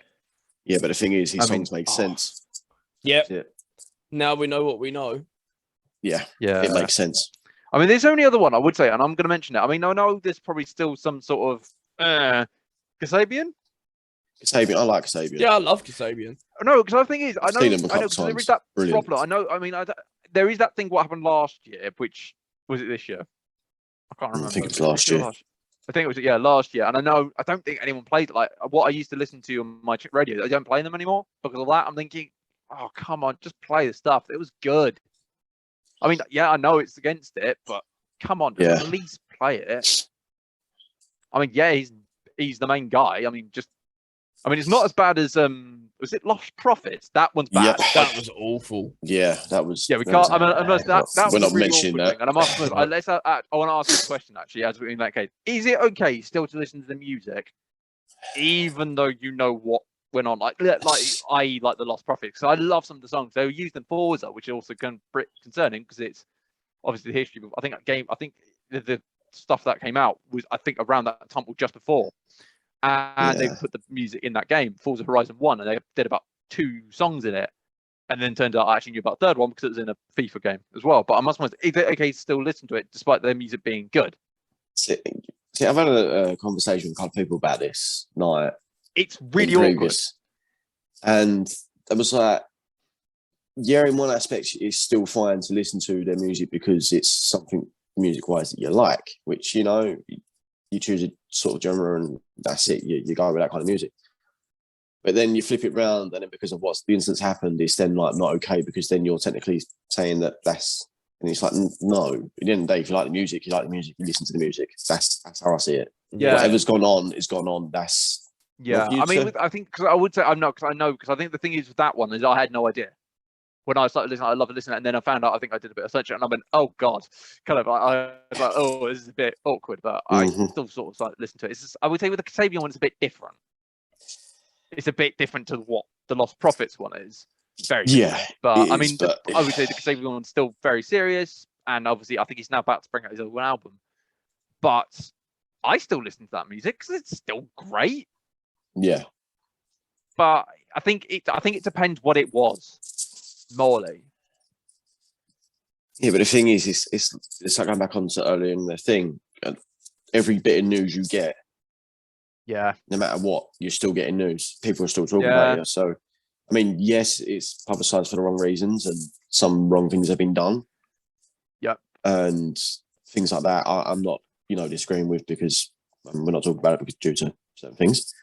But at the end of the day, they're still getting media attention. And just because you like the band or their music, I personally don't think you should stop listening to it because of what someone has done. Now, you can hate that person and you can ignore that person, but just because the rest of the band hasn't done anything wrong, they shouldn't suffer. I think it's the reason. I think the reason with the Kasabian one and the Lost Prophets one's more problem because it's not like they're just like a guitarist. Because I know there's been a band I watched called I think it was called Clockwork something. Or I can't remember the name. Who did there was stories behind them, and luckily they were like behind people, like they were just like behind where these are the main singers, and that's where it gets a bit awkward. I think that's the problem. If it's the main singer, then it's a problem. Yeah. Yeah. It's one of them situations that I don't know. It's a sticky situation to argue and not argue and whatever in it really. But I don't know. If some people think it's fine to listen to the music still, then I think you go best with what you feel and what you think rather than what someone else is throwing at you. No, the band I was thinking of was Steam Powered Giraffe. That was the band I was thinking of that had someone in the background. That was sort of in some named stuff, but yeah, I think that one's a bit different. But no. But I do see your point. I don't know. Like I said, you take your own thing, but there again, just because some people have left us and whatever, but do you still listen to their music, or do you not because of they're no longer with us? I'm not saying it's the same thing, but you know what I mean? Yeah. It's still. I think sometimes I would say that one's a bit different. Sometimes if you're reconnected to the person, it can be a bit more of a heart thing, and it can make you really upset. And I can understand that one's probably a bit more tougher at the start, but then obviously years later you might start listening to it again. But I think it's just when it starts, I think it's a bit more meaningful or a bit more heartfelt. Definitely. Yeah.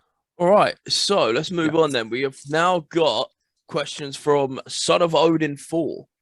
Who put in, what would be your perfect setup for gaming if you don't have it already? Now, everyone always asks me about my setup, because when I say to them, I'm a Twitch streamer or whatever, they're like, oh, yeah, what's your setup like? And I'm like, I'll be honest with you. It's probably, it's not like, if you think of like the ones you probably see on Instagram, it's like nothing like that. No, I don't have a setup. So my front room is my games room. So like, for example, my other half's at work. This becomes my office. This is where the streaming happens. This is where all my YouTube recording happens. This is where the podcast happens. This is where your man cave. Yeah, the front room is my man cave. But yeah, this is where the magic happens, so to speak. But so I think it's fair to say I definitely don't have my perfect setup. When I first moved in here, we've got a shed in the bottom of the garden. And that was going to be my man cave. That was going to be where I was going to do all my gaming and everything like that. It's where I was going to record and stream. And it was just, there was too much work to do to it to warrant renovating it all to turn it into a streaming room. So that would have been my perfect setup. I would have had a couple of screens in there. I would have had my PC in there, all my consoles and everything. But yeah, that would be my perfect setup. But I'm relatively happy with how I've got it set up now, to be fair. I mean, for me, I actually have like a giant man cave, or as I call it, den. Well, my dad calls it man cave, but I call it den. It's literally filled like posters I have from all sorts of stuff, like even artwork and all sorts, and the sofa and big TV and all that. And I have 4 consoles. No, hang on, I'm looking at it now. 5 consoles plus 2 minis, a Switch, a DS, and a Vita. I've got bits and pieces, and a gaming PC and a laptop I'm using at this current situation in the pad. I mean, I would say I've got like the room for it, but I've always wanted to get a sim rig. I want to get a sim rig, but the problem is I have had no luck with sim rigs recently. I mean, I went through 3 G29s, which is, not a good sign because they're meant to be really robust, but they're not. I think it's something to do with the defect they've got with high pitched squealing. I mean, I know the last ones I've had their stuff before, and they are really good, but they seem to, with this G29, they've had so many problems with it. I mean, I think if I was going to get a sim rig now, I would probably get a T300 or a T300 GT with the T3P, the 3PA pedals, which is like a 3-pedal set, and nice little seat thing like from GT Omega or something. But I mean, with a different like computer, so I can just use that as my racing stuff. But apart from that, I'm all right with mine. I like mine. I've got all sorts of stuff in my room. I'm happy with. No, that's good. Yeah. What about you, Regan? Mate, to be fair, a few years ago, I wanted to get into PC gaming and have like a couple of screens. Like I do my work stuff. I've got like a laptop, 2 screens. I can work with multiple screens. It's cool. The idea was to get into PC gaming, but obviously cost effective. It's a bit difficult. And then I thought, I could use the 2 screen thing for like console gaming, have it spread across and make it a bit more whatever.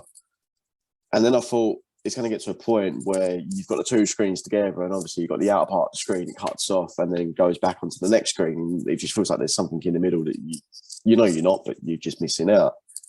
They all linked to a picture I see. Someone had like 4 computer screens all linked together. Right, and they were playing like FIFA on it. I've seen this. Why would you want 4 screens for FIFA? because you get one part, next part, and then you can basically see the whole game. Yeah. But you can have different camera angle in it. You can literally sit there and everything's all stretched out like it would be. But my idea was to get a couple of screens together, put a console down, and then go from that. But I haven't, so I ended up buying a 49-inch TV and left it at that. Makes sense. Yeah. So it's not my ideal thing, but obviously it's one that it will do. But no, perfect thing would be get a couple of screens, get a console down, and then because then obviously when you're streaming or something, you can bang it on one screen. And then you've got this for gaming and then that. But a couple of screens would suit me and a proper big ass lazy boy chair to go with it. But that would be ideal for me, but I ain't got the money for that. So a big TV would do me with a that's it. chair. I'm just happy that I've got a setup that I'm comfortable and it's practical. That's all I really care about at the minute. Yeah, definitely. And that it's a full that counts. Yeah. Okay, next one is, while gaming or watching sport, what is your I like this. What is your perfect combination food and drink wise? So during the I think it was the Euros. Yeah, it was the Euros just gone. I basically for every game I was ordering takeout and I was getting either Chinese or chicken, and I'd either have it with beer or like a JD and Coke. And that for me, nothing beats that. I don't know why, but I love sitting there watching the game with a takeaway and like with an alcoholic beverage. But whilst gaming, to be fair, anything, an energy drink, like packs of sweets, whatever. I'm quite easy when it comes to gaming. I think with gaming though, you can sit there for long periods of time, like you could watching football all day, right? But watching football all day, as an example, you want to have like beer and whatever.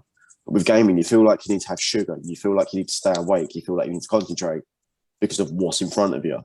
Yeah, you know what the difference is? With football, you can sit there and you're just watching so you can unwind. With gaming, that's where your head's at. Your head is in the game. So you want that sugar rush to kind of keep you in the game. Yeah, eyes peeled at all times, just like I'm raring to go. Yeah, that's it. Yeah, that's a good combination. Yeah, I don't do that kind of thing. I don't ever do that kind of thing. I've never have. Never. I don't think I will. Probably not much. I mean, I definitely don't drink. So it's not. I've never really done it. I'm normally. It's just something we just don't do in the family. Or that's for me as well. No. Where are we at? Okay. Yeah. Oh no, hang on. It's the rematch one. I think it is. So we touched on this a little bit before, but this is kind of expanding the question. Dream match time with ex-pros. If there was one match you could watch, what match would it be that's like the best match or the ultimate match for you? I'll tell you what, I'm going to cheat a little bit here. So going back... What do you mean cheat? Going back a good 6-7 years on one of my old YouTube channels, I did... Oh, okay, one of those kind of ones. Okay. Yeah, I did a series called Dream Matches of Wrestling. I remember you mentioned this before, didn't you? Years ago, this was. I think we're going back to like 2014 when I first... Yeah, 2013 when I first started doing these. Wow. But yeah, this was Dream Matches of Wrestling. And there's a few that I had in here and I was like, you know what? These would have been amazing. There's 5 actually that spring to the top of my head. I've got one I would have loved to have seen is Kurt Angle versus Bret Hart. In their prime, that would have been that's an unreal. interesting one. They're both, they're both submission specialists, aren't they? Yeah, both could grapple. Technical ability, isn't it? And they know how to work a match. That's it. There's one that we got robbed of. Sting versus Undertaker? You know what? That is up there, but that's not in my top 5. Oh. Brock Lesnar versus Stone Cold. I would have loved to have seen. Yes. When Brock first What, when Brock first was there, or when he come back? No, in his first run. In his like, when it was the next big thing. Yeah. Yeah. In his first run against Austin, in his prime, would have been unreal.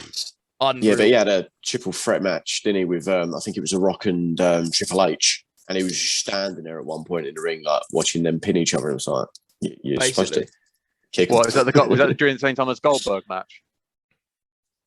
Oh, what, when he was special ref? That was. No, I'm talking about the Goldberg versus Brock stuff. But oh yeah, that was just an awful match anyway. They had the potentials to have like a good thing with that, but they turned into squish matches and ruined aspects of anything. Yeah, sorry, go on, mate. Go back to your list. In the late 90s, this would have been a good match. Now everyone says Undertaker versus Sting. I would have wanted to see Ultimate Warrior versus Sting. That's not a good shout. That's actually a really good shout as well. No, I can't lie that. I would have loved to have seen that. Yeah, but at one point, weren't they training together during the late 80s? They was a tag team at one point. Was Sting and Undertaker? Yeah. And Sting and Wow. Yeah. It was the late 80s. They was a tag team in WCW. Yeah, because they were those big guys.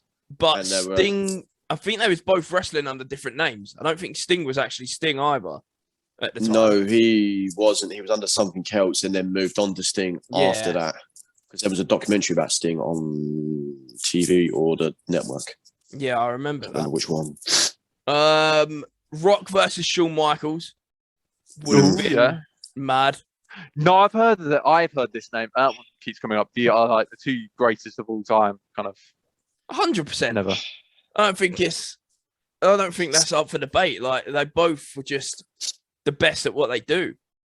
And one that comes quite out of, I say left wing, but one that comes quite out of the blue.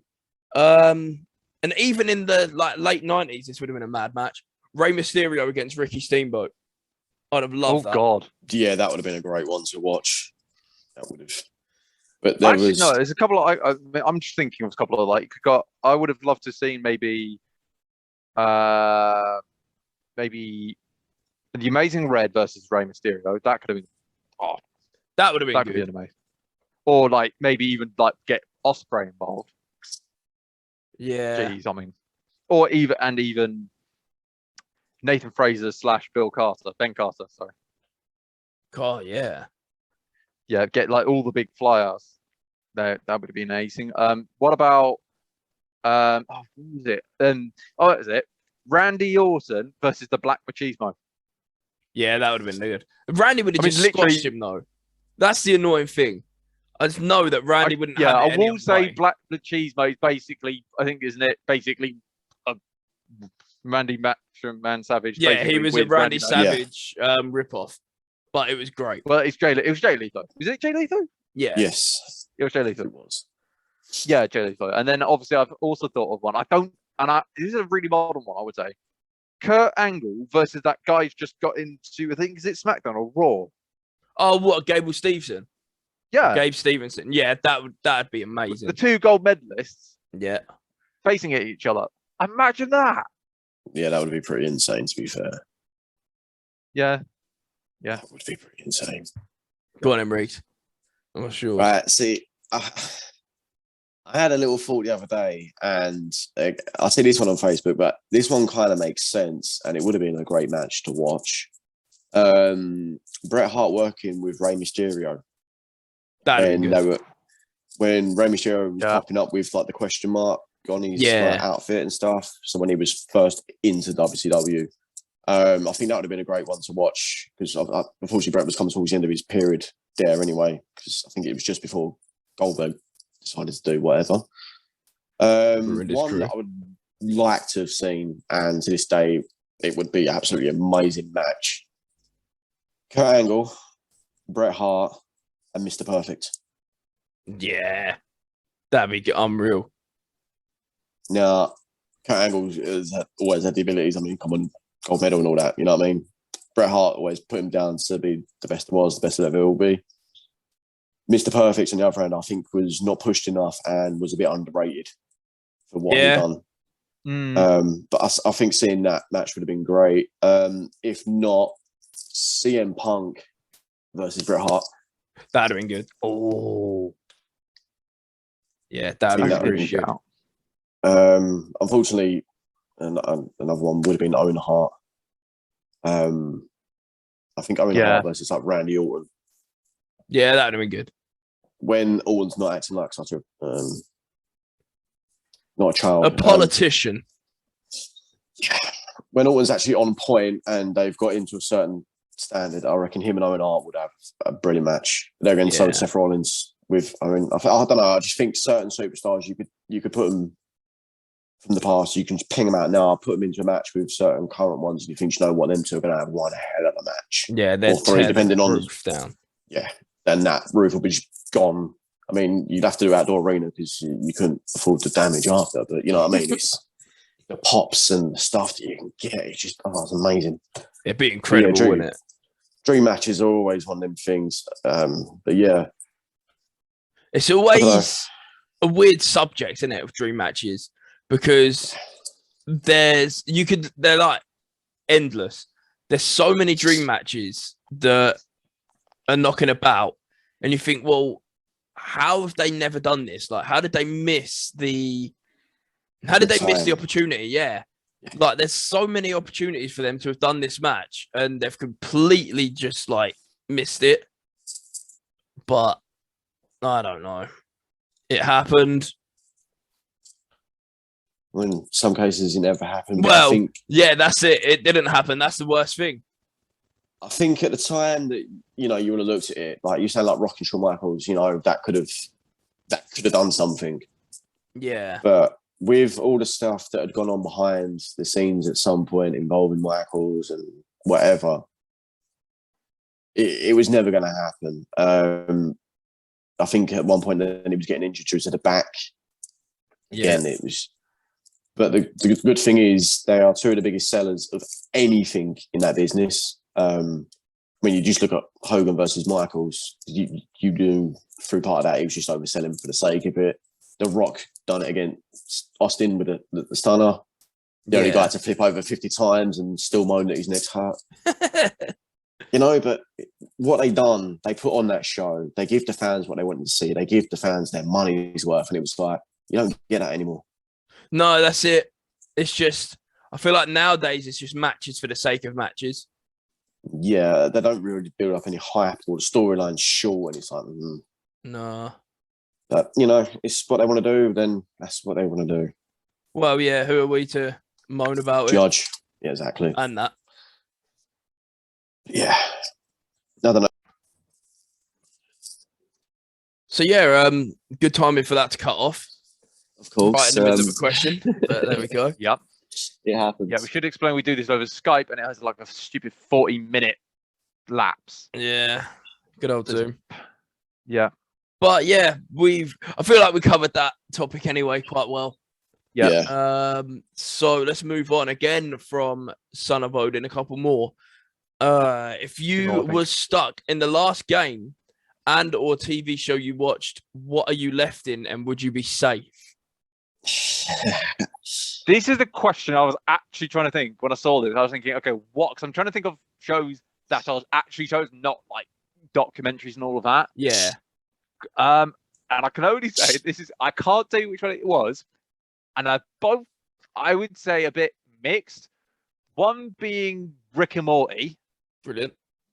Which I would say could be interesting, depending on which multiverse you're in and the Rick and Morty verse, because who knows? Because no one makes sense of it, but it's still a brilliant show.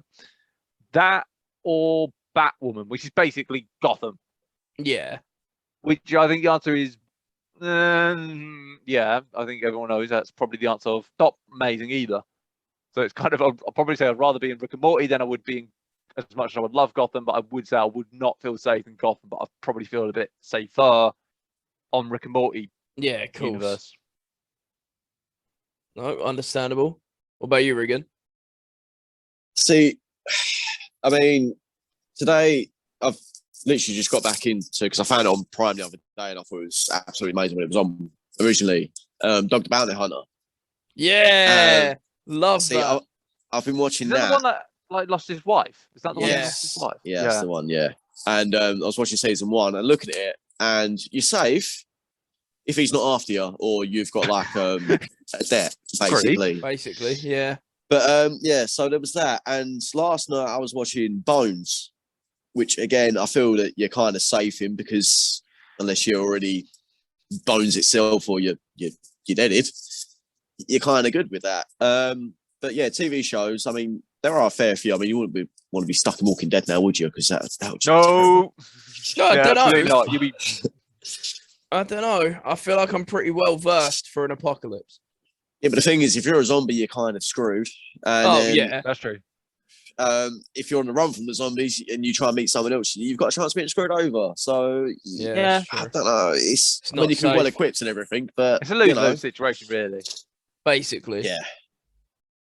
But yeah, game-wise, I think last one. No, actually, I don't think I know. The last one I played was FIFA 22. So unless I got sacked, I'm pretty safe in that one as well. Actually, I can answer that game one, and it's a bad one. Go on. It's a bad one. It's a really bad one. Back for Blood. Yeah. Oh, I'm screwed. I'm Probably. really screwed. I think that's See, pretty. I think, depends to on what anyone you who doesn't want know, Back for Blood is basically Left 4 Dead. It's literally Left 4 Dead. Yeah. Just not the name. That's all. yeah, but the thing is, if you're in a safe house and you're pretty good with a gun, it doesn't really matter, does it? Yeah, true. True. It depends where you are, I suppose. If you're stranded in the middle of nowhere and you got them all come at you, you're a bit like, this is panicky. Yeah. Then I hope you got good legs on you. That's all I can say. Yeah. Exactly. Mine last game, yeah, I'd be safe as well because mine was FIFA. I was playing it before we jumped on here. Nice. Last TV show. I'm actually watching something on Netflix at the minute called. Might be Squid Game. No, Yeah, I finished please don't it. do Squid I Game. finished Squid Game. My good man. Amazing series. So I'd be safe. Yeah, I agree. What am I watching at the minute? It's called the. This is gonna bug me now. This is gonna bug me, and to be honest, I say watching it. I've been asleep for like the 4 episodes that I've watched. So Oh, no. I've probably not watched most of it, so it might not count. So I'd probably be safe. But it's let me Google it. I think it's called the Chestnut Man. Yeah, it is. Yeah, Chestnut Man. It's it's basically This is what you've seen of it, right? yeah, from the off the top of my head. If I could narrow down all 4 episodes into what I've actually seen. So it's set in Copenhagen, and Nice. basically, Oh, is it one of these Scandinavian detectives in some sort of spot on? So they keep finding all these bodies. All the bodies are missing a body part, and every victim has got a chestnut man left next to it, which is literally 2 chestnuts attached with sticks. So and they're you just would trying to also figure be out who it screwed. was. Probably, yeah. I think so. Yeah, but does that depend on what part you're on, though? Yeah, I mean, if I Because, was a serial killer, I'd be fine. Yeah, but the thing is, if you're looking for that serial killer, would you also be fine? Or if you were just caught in the crosshairs, then you're kind of screwed, really, aren't you? I don't know. I think if I was looking for the serial killer, I'd find him. Because I don't like to blow my own trumpet, but I was pretty good at LA Noire. So, I feel like I'm quite the detective. Yeah, but one game doesn't make you a detective, though. No, I feel like it does. I'm going to Okay, start if applying that's- for detective jobs after this. You do that. And that's see how going far on my you get. CV. I'm going to do I'd it like now. to know. I'd like to know. If I ring you up and I'm like, oh, I'm quitting my job, then you know that it's all gone well. Oh, yeah, 100%. But, you know. That's how confident I am in that. Okay. So very, very, very last one, Son of Odin says. This goes to the manager, which is myself, and anyone else who feels they can answer this. So the whole esports team. What would you like to do to make it a bigger team? How many charity streams would you love to do in the future to get the name and charity's name out there? And what is your ultimate goal going forward for esports? So let's break that down into 3 questions. With the whole esports team, what would you like to do to make it a bigger team? I would like, in an ideal world, to just, if anything, start getting involved in like tournaments as a team. So Yeah. Belong are doing a lot of tournaments at the moment, and I think partly because there's not any that much. I think that it's just coming out of that whole COVID situation. I think that's next year I think it will be fine. It's just this year I think it's a bit dodgy. I mean, saying that, I did do 2, didn't I? At the beginning of August, I think it was around August. Yeah, because you did the F1 one as well, didn't you? Yeah, I did the F1 one, and we did the FIFA one. Yeah, we both done the FIFA one. Yeah. So yeah, I'd like to do a lot more tournaments as a team. To be fair, myself, I'd like to do a lot more tournaments in general, but I don't really care about going solo.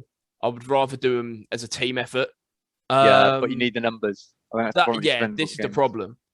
So I'd like to get in a position where we've got enough numbers to enter as many tournaments as possible. So, say 3 for Apex, 3 for... I've just put myself on the spot here.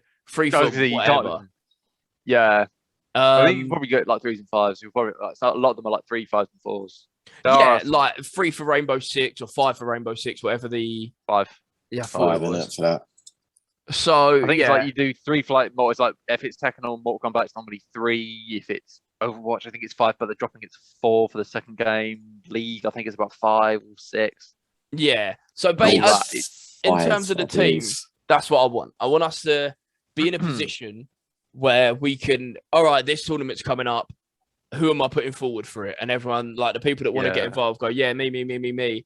And then if we have to narrow it down, we have to narrow it down. But I'd rather be in that position to have to narrow it down. I think there is an Apex one I think we're trying to get to, but I don't think we've got the numbers yet. But I think we're trying to at the moment. Yeah. So that's that. What else? Oh, I've just lost the bloody question. There it was. How many charity streams would you love to do in the future? Ideally, in an ideal world, I'd like to do 1 a month at least. So my whole thing, and I've completely dropped off Twitch in a minute, and that's a story for another time. But I would like to be able to do at least 1 charity stream a month. So with my streaming, I'm doing every milestone. I'll do a charity stream to kind of celebrate that milestone and raise money. But as a team, I'd like to at least do 1 charity stream a month, where people can just watch us playing a game, kind of like what we did with Quickplash, to be honest, and just have a Just Giving link on the go, keep advertising that we're raising for a charity. Of course. I mean, we could even do it over like Zoom as well, because like ironically, I've got now pretty much all of them bar 7 and 8, and I can just like do this Zoom thing, and then I can just do that way. So, I mean, just something like that. And even like a little in-house tournament where we all say put a couple of quid in and the winner gets to choose what charity it goes to. Something like that. Kind of like what the NEL was doing with the first couple of tournaments. Ultimate goal for eSports, again, is just to make our brand as big as possible to help as many charities as possible is my answer for that. No. I mean, I think if there's any dream I would love to do with this squad of like anything, is that I've always had the plan of doing something. And again, it's always for charity, was to do an insane endurance race, like get 3 or 4 of us to do a race. Yeah. And it, for me, would be like doing, I don't know, like doing the Neuschlaft or Spa or Le Mans, like endurance. So like you do it for 12 hours, 24 hours or whatever. Like do like proper thing and do it like, if it's like depending on the game, like if we do it in Project Cars 2, we do it in Seta Corsa. Depending if Gran Turismo 7 does like night and day, or maybe do it on that. Just like we do it like properly, where we change drivers every so often, like every couple of hours, and do like pit stops and everything. And I would love to do it in like multi-group stuff, like proper Le Mans stuff. But I don't know many games that do that apart from Project Cars, which is not, let's say, the best for controllers, but you need a steering wheel for that. Yeah, really. That's true. I mean, instead of course, it's bearable, but it's challenging, but it's not impossible. Yeah, no, that's fair enough. What about you, Riggs? I'm interested to hear your take on the questions. On the questions. So, for me, I agree, you know, about getting down to like long, getting into like tournaments and stuff. I think that would be great. But at the same time, I'd like to expand the team, try and get more people in that are, I mean, not socially the same as we are. Ones that do take gaming a bit serious, but know how to have fun with it. Just give us an extra depth into different games. I mean, a lot of people we've got Call of Duty, FIFA, a couple for Apex, and there's a couple for this, a couple for that. And, there's only a couple of PC gamers in there. I like to expand them out a bit, give them a bit more players so that they can go, oh, yeah, like League of Legends and things like that. But they can go, oh, right, we're entering this one. There's 5 of us or 6 of us or whatever it is. And then you get to see them sitting there watching, playing that. And then for like FIFA, I mean, we've got a pro clubs thing anyway. We've had one for the last couple of, this FIFA and last FIFA, and I think just before, towards the end of the one. Yeah, I'm pretty sure the FIFA before we did as well. I'd like to expand that. So we've got like 11 players. Yeah. Well, up to 11 players, and we can do it with 6 of us. It makes no odds to us. But I mean, I'd like to get that into a league or something and get that growing and get that active. But yeah, I'd like to have a couple more people to expand. So then when, like, saying tournaments do come up, you go, right, well, I've got 6 PC gamers and there's like 2 teams of 3 in one thing. You go, right, well, I know that's covered. I can go out and go, right, boys, who's interested in this? We're done there. Comes to that PlayStation, you've got, oh, right, certain games come up, go, well, we know that he can play COD, and so can he, and it's like a duo tournament coming up. Right, boys, you off? And then, boys, you want to jump in as well? As it's a duo tournament, we can put in like 5 teams, This is it. Well, there is that problem, and I must say this is the one problem with console gaming is a lot of places don't do console tournaments. There's only it's mostly PC. Yeah, only PC. I mean, the only one I can think of, like sometimes fighting games they do because obviously you can't really fight on a keyboard. But a lot of like the first-person shooters are not done on consoles; they're done on PC. I think the only one I can think of is Call of Duty, but that's because they've got some sort of agreement with them. But apart from that, I can't say. I just think it'd be nice if, like, obviously, if you could, like, in certain games like Rainbow Six, you get your team of 5 and go, right, I feel confident enough that they're going to do well. I mean, you don't know what other people are like it until you obviously play them. But it's just having them people in there to say, right, boys, we can do this. I don't care if they place last. No, and this is the way they've gone in and done it. So I've said, like, to anyone, and I'll say it again now, I don't care what game it is, as long as I can get my hands on it, I'll play it. Like, and if, say, for example, we've got, say, Larry needed a second person. I don't know whatever for, but Larry needed a second person for Formula One. Say you could enter 2 people per team. I can't play Formula One to save my life. My life depended on it. If we played that in a Squid Game, I'd be dead straight away because I probably wouldn't even finish. They'd all be gone home by the time I'm still on the track. But they're having their cup of tea and Kit Kat and you're still going. They've started their next day. They've started Tuesday and I'm still on the track. But I would happily get involved just for the sake of the team. Just to say, look, we're entering this as a team. We're doing our part now. So, but another thing where I just want to make, not a counter argument, but something that you just said about not a lot of tournaments are like console based, which is true. And yeah, I completely agree with that in terms of going to belong and going to arenas. But equally, like we said before, a lot of stuff at the minute is all based on like being at home. So as long as we've all got the same game on the platform, or even if it's cross-plat and we're on at the same time, we can go out. And this is where I need to do my job and go out and look for these tournaments and say, right, Thursday night, there's a Rocket League tournament, 2-on-2. Who wants to enter? I mean, Rocket League, you can do that easily. Yeah. It's like, say, if I think, like, you give an example, I know a lot of, like, first-person shooters, there are sort of cross-play. I mean, like, Call of Duty is an example. I think Battlefield's going to be. But the problem is that if you play Battlefield with, and we've done this, I've done this myself, and you try and play controller on a PC, because I think we did it on Siege, you will be in a bloodbath. Yeah. I mean, there is no way. I mean, there are games like Rocket League, Mortal Kombat, Street Fighter, and all of those kind of. That's fine. That is absolutely fine.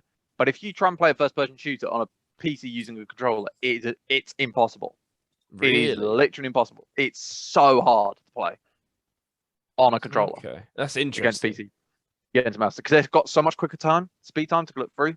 Yeah, because they can get that's the only downfall.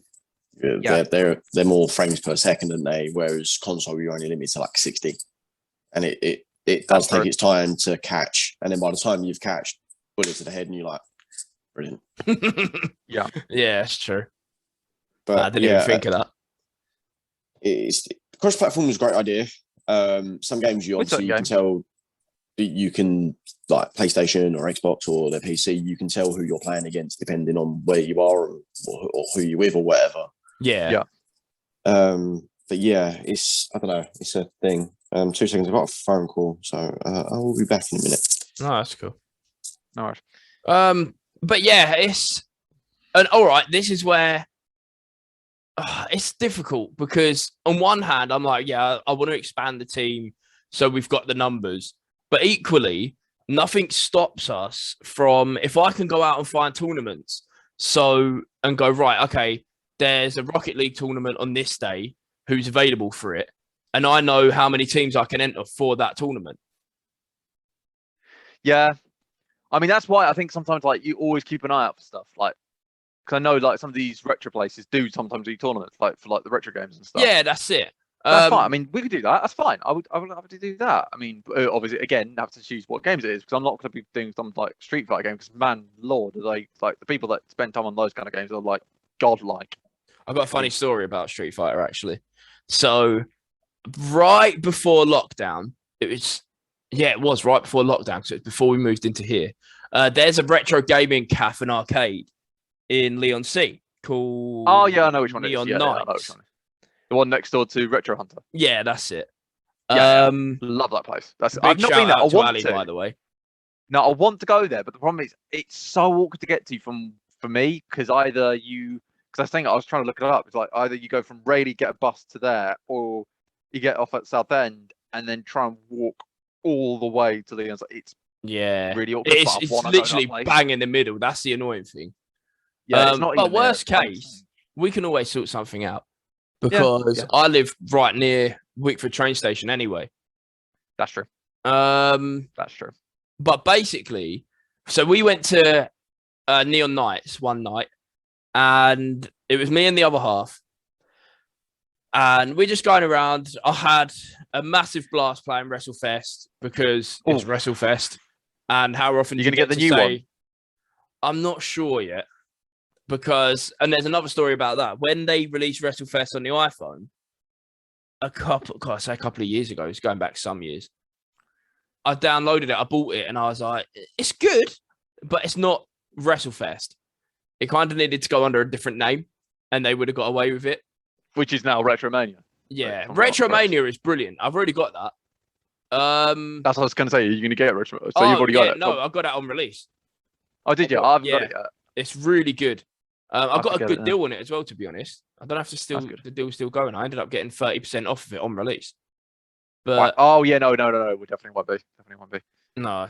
But basically, I think the annoying thing is there is a physical, but it's only done by limited run games, and it's pretty annoying. And apparently their dispatch, like in terms of dispatching the games out, is so slow at the minute. Yeah.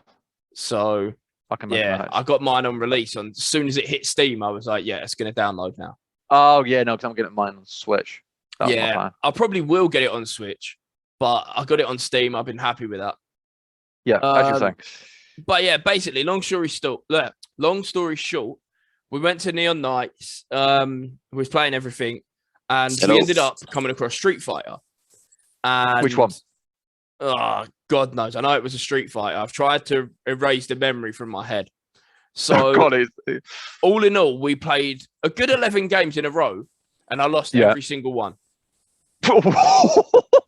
I lost every single fight of Street Fighter to a woman. Was she playing Chun-Li all the flipping time or something? No, we was changing. That's one of the rules. I was like, right, we can't pick the same person twice.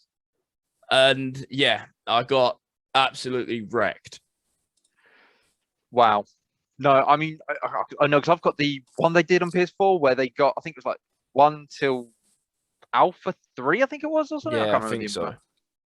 Or 3, I can't remember what it was called.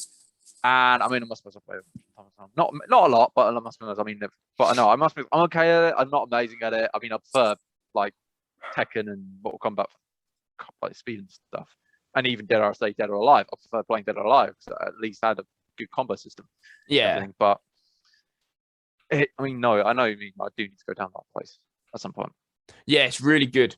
Really good. Yeah. I recommend that to everyone. Yeah. I mean, we could also do like more YouTube stuff, maybe. I don't know. Yeah, that's true. Nothing stops us. The thing is, with this project, the possibilities are absolutely endless. Yeah. So I know we've got like titles we're planning up. We've got other things we could do. That's it. I mean, the thing is, anything's endless though, innit? Once you've got the ideas and you've got the plans in motion, it's... Oh, yeah. Getting them done. Yeah. I've obviously missed part out of this, but I turned up to John, got whopped by someone playing thingy. Yep, basically. What happened? So we was at not Retro Hunter. We was at Neon Nights. Neon Nights, yeah. Yeah. Right. Me and Vic were at Neon Nights, and we're going around playing everything, playing WrestleFest because obviously, and then we was literally just playing every single machine in a row, like made a whole way around the calf, and we ended up getting to Street Fighter, and she beat me, and I was like, I'm not taking that. Like, I'm not being beaten by a woman. She then went on to beat me 11 times in a row. Yeah, but how? I don't know. Right, okay. Some sort of like glitch, I think. It must have been. Glitch. That's all it could have been. But yeah, that memory haunts me to this day. Jesus. Yeah, that's like, my can scary I play Halloween Street Fighter? story. No, don't let me play Street Fighter again. Yeah, whenever like, we're in game, and I see a copy of he's Street like, Fighter, okay. You just stand there like twitching, going, Yep. I'm not, literally just like, okay, we'll get him away from the Street Fighter machine. Just go back to WrestleFest. Oh yes, that's better. Cool. Okay. Yes, yeah, that memory just haunts me to this very day. Definitely, I can imagine that. I mean, I was halfway through answering the final question, and there's another question that's been popped up that I missed. No, I believe that was it. Yeah, I don't know. I can't remember, mate. Phone call comes through, and I was like, trying to get off the phone as quick as possible to get back to this. Yeah, lost my train of thought, but yeah. No, it makes sense. Makes sense. But yeah, I believe that is all the questions we've answered for this week. I believe we've covered every topic that needed to be covered in this. It's definitely been interesting. Definitely. In this nice, illustrious episode. Do we count episode number 5 as a milestone? Yeah, it's a small milestone. A lot of places that I don't think do like maybe 1 or 2, but we've done actually. Yeah, but no. We'll call it a milestone light. It's our version of Diet Coke. Yeah. Diet milestone. We're getting there. I think definitely we're going to say like the first milestone is when we get to 10, but I think we're definitely. Okay, I'm we'll loving call this milestone point 5. Milestone point 5. Yeah. Yeah, definitely. This is probably my favorite project at the minute I'm working on. So, and it wouldn't be the same, obviously, without you guys being involved and without the great questions we get. So, I sit here today very thankful, I must admit. No, quite. But, keep them coming in. Yes, please do. Yeah, put them on YouTube. I think Spotify now do. Obviously, Anchor if they upload the right. I think we are planning on to make it a bit easier for people on Twitter. Like every time we're planning on doing a podcast stream, we're going to put it on the I think the day before the next recording, I'll put it on and say, right, send me your questions, abuse us. And Discord. Yeah, and the Discords. Do you reckon, right, there's going to be one question from whoever out there that's listening to this or one of the boys in the gaming group that's going to hit us with one question that we're going to just sit there and be stumped completely and not know how to answer it? Oh, yeah, do you reckon that's possible? Oh, probably. There's going to be a time where I go, give me 5 hours. Just give me 5 hours or something like that. Yeah. Come up with the answer. Yeah, there's going to be such a deep question that we're going to be like, what? Yeah, I generally think at some point it could be between now and that grand stage of 50. Someone's going to come out with this question, and it's just going to just be a slap. The live episode, it's just going to be us sitting there thinking about this one question, like, yeah, just us going, hang on, give us a minute. On camera with our thinking faces on, like, Yeah. It's all right, man. I'm good. I've got a beard. I can hide like part of my face, so it's yeah, it's not a bad thing, But yeah, I do love these podcasts. I mean, whenever I made it, sat and listened to them once they've gone up. And this week I play catch up. So from the admittedly, one of them was a catch up because it wasn't on properly, but that's not our fault. That's that has turned out to be a glitch. It's a rare glitch in the system, but hopefully this episode's going to go up nice and easy. Yeah. With any luck, China, Activision, please don't. Please no don't more. give us No more. more. I mean, China, I Please doubt. don't get involved. Activision, I can guess we're going to get some more next week. I have a guess we get I next don't, week. But I don't feel like they've given us enough news. So yeah, they probably will give us more next week. Well, you know, we've got COD coming out, so who knows how well that... yeah. So we do. Yeah, that's what, a couple of weeks' time, isn't it? Yeah. So what's the famous saying? I'll watch this space. Yeah, it's going See to what be happens that with one going on. Yeah, cool. Can't wait. Yeah. Talking of, is anyone getting COD? No. There we go. That was a clean sweep. That is easy enough. Yeah, no. I might get Battlefield 2049, but at the moment I'm just waiting for next year with Harry Potter, Gran Turismo 7, and British Touring Cars video game, and Test Drive Unlimited Solo Crown. Yeah. To be fair, I'm waiting to get a PS5 in a minute. I can't afford one. They've just announced that you can sign up on PlayStation website. I was going to say, even if you can afford one, it's trying to get hold of the things. But yeah, I think I've already signed up. I can't remember if I did it this morning. Yeah, I feel like I'm going to need to rob someone to get one, or I'm do it. going to win the lottery or something. I don't know. I mean, it's up in the air, but I know they were held back due to some little chip not being able to be bought or made at something, and it's just like, you're in this advanced stage now, like brand new technology. You should be making this chip that should be comfortable into making all these consoles. That has actually baffled me. The whole thing of, we can't provide enough chips to keep releasing these consoles in 2021 is an absolute mystery. But again, who thought that last year we'd be stuck at home for the majority of it because of a deadly virus? Yeah, that's true. Yeah. But you know, that's the way it is. Tell anything about life anymore; it just happens. Yeah, it's one of them things, and it is what it is. But you know, we've got future plans. There's good things coming in the future. Hopefully, we can get back to a normality of life. Hell yeah! And we can hit this milestone, because I really want to do this live one. I just want to see what it's going to be like. It's what I'm looking forward to. How many of us? I mean, are we going to do it in someone's house, or are we going to do it somewhere else? I don't know. I'll be intrigued. I am also looking forward to the live stream one. Yeah, me too. Me too. But the future is certainly looking bright. Definitely. I think that's fair to say. And this eSports team is going to grow into something special. Oh, yeah. Agree. Without a doubt. And on that, I think we'll leave it there. So, guys, thank you once again for joining. Thank you for having me. All right, it's always a pleasure. Always a pleasure. I'm John, manager of the eSports team. I've been joined by my captain and vice captain, Regan and Larry, respectively. Thank you all for the questions that you keep sending us, or hopefully will keep sending us, because we love answering them. And it genuinely gets me thinking about things that I wouldn't be thinking about in the podcast. So, yeah, keep sending them in. Keep watching, keep listening. Share with your friends, your family, your dog, whatever. Get them to listen. Thank you, as always, for joining. And we will see you next week for Not Milestone, episode number 6. Thank you and goodbye. Peace out. Open for plans tonight. Lord,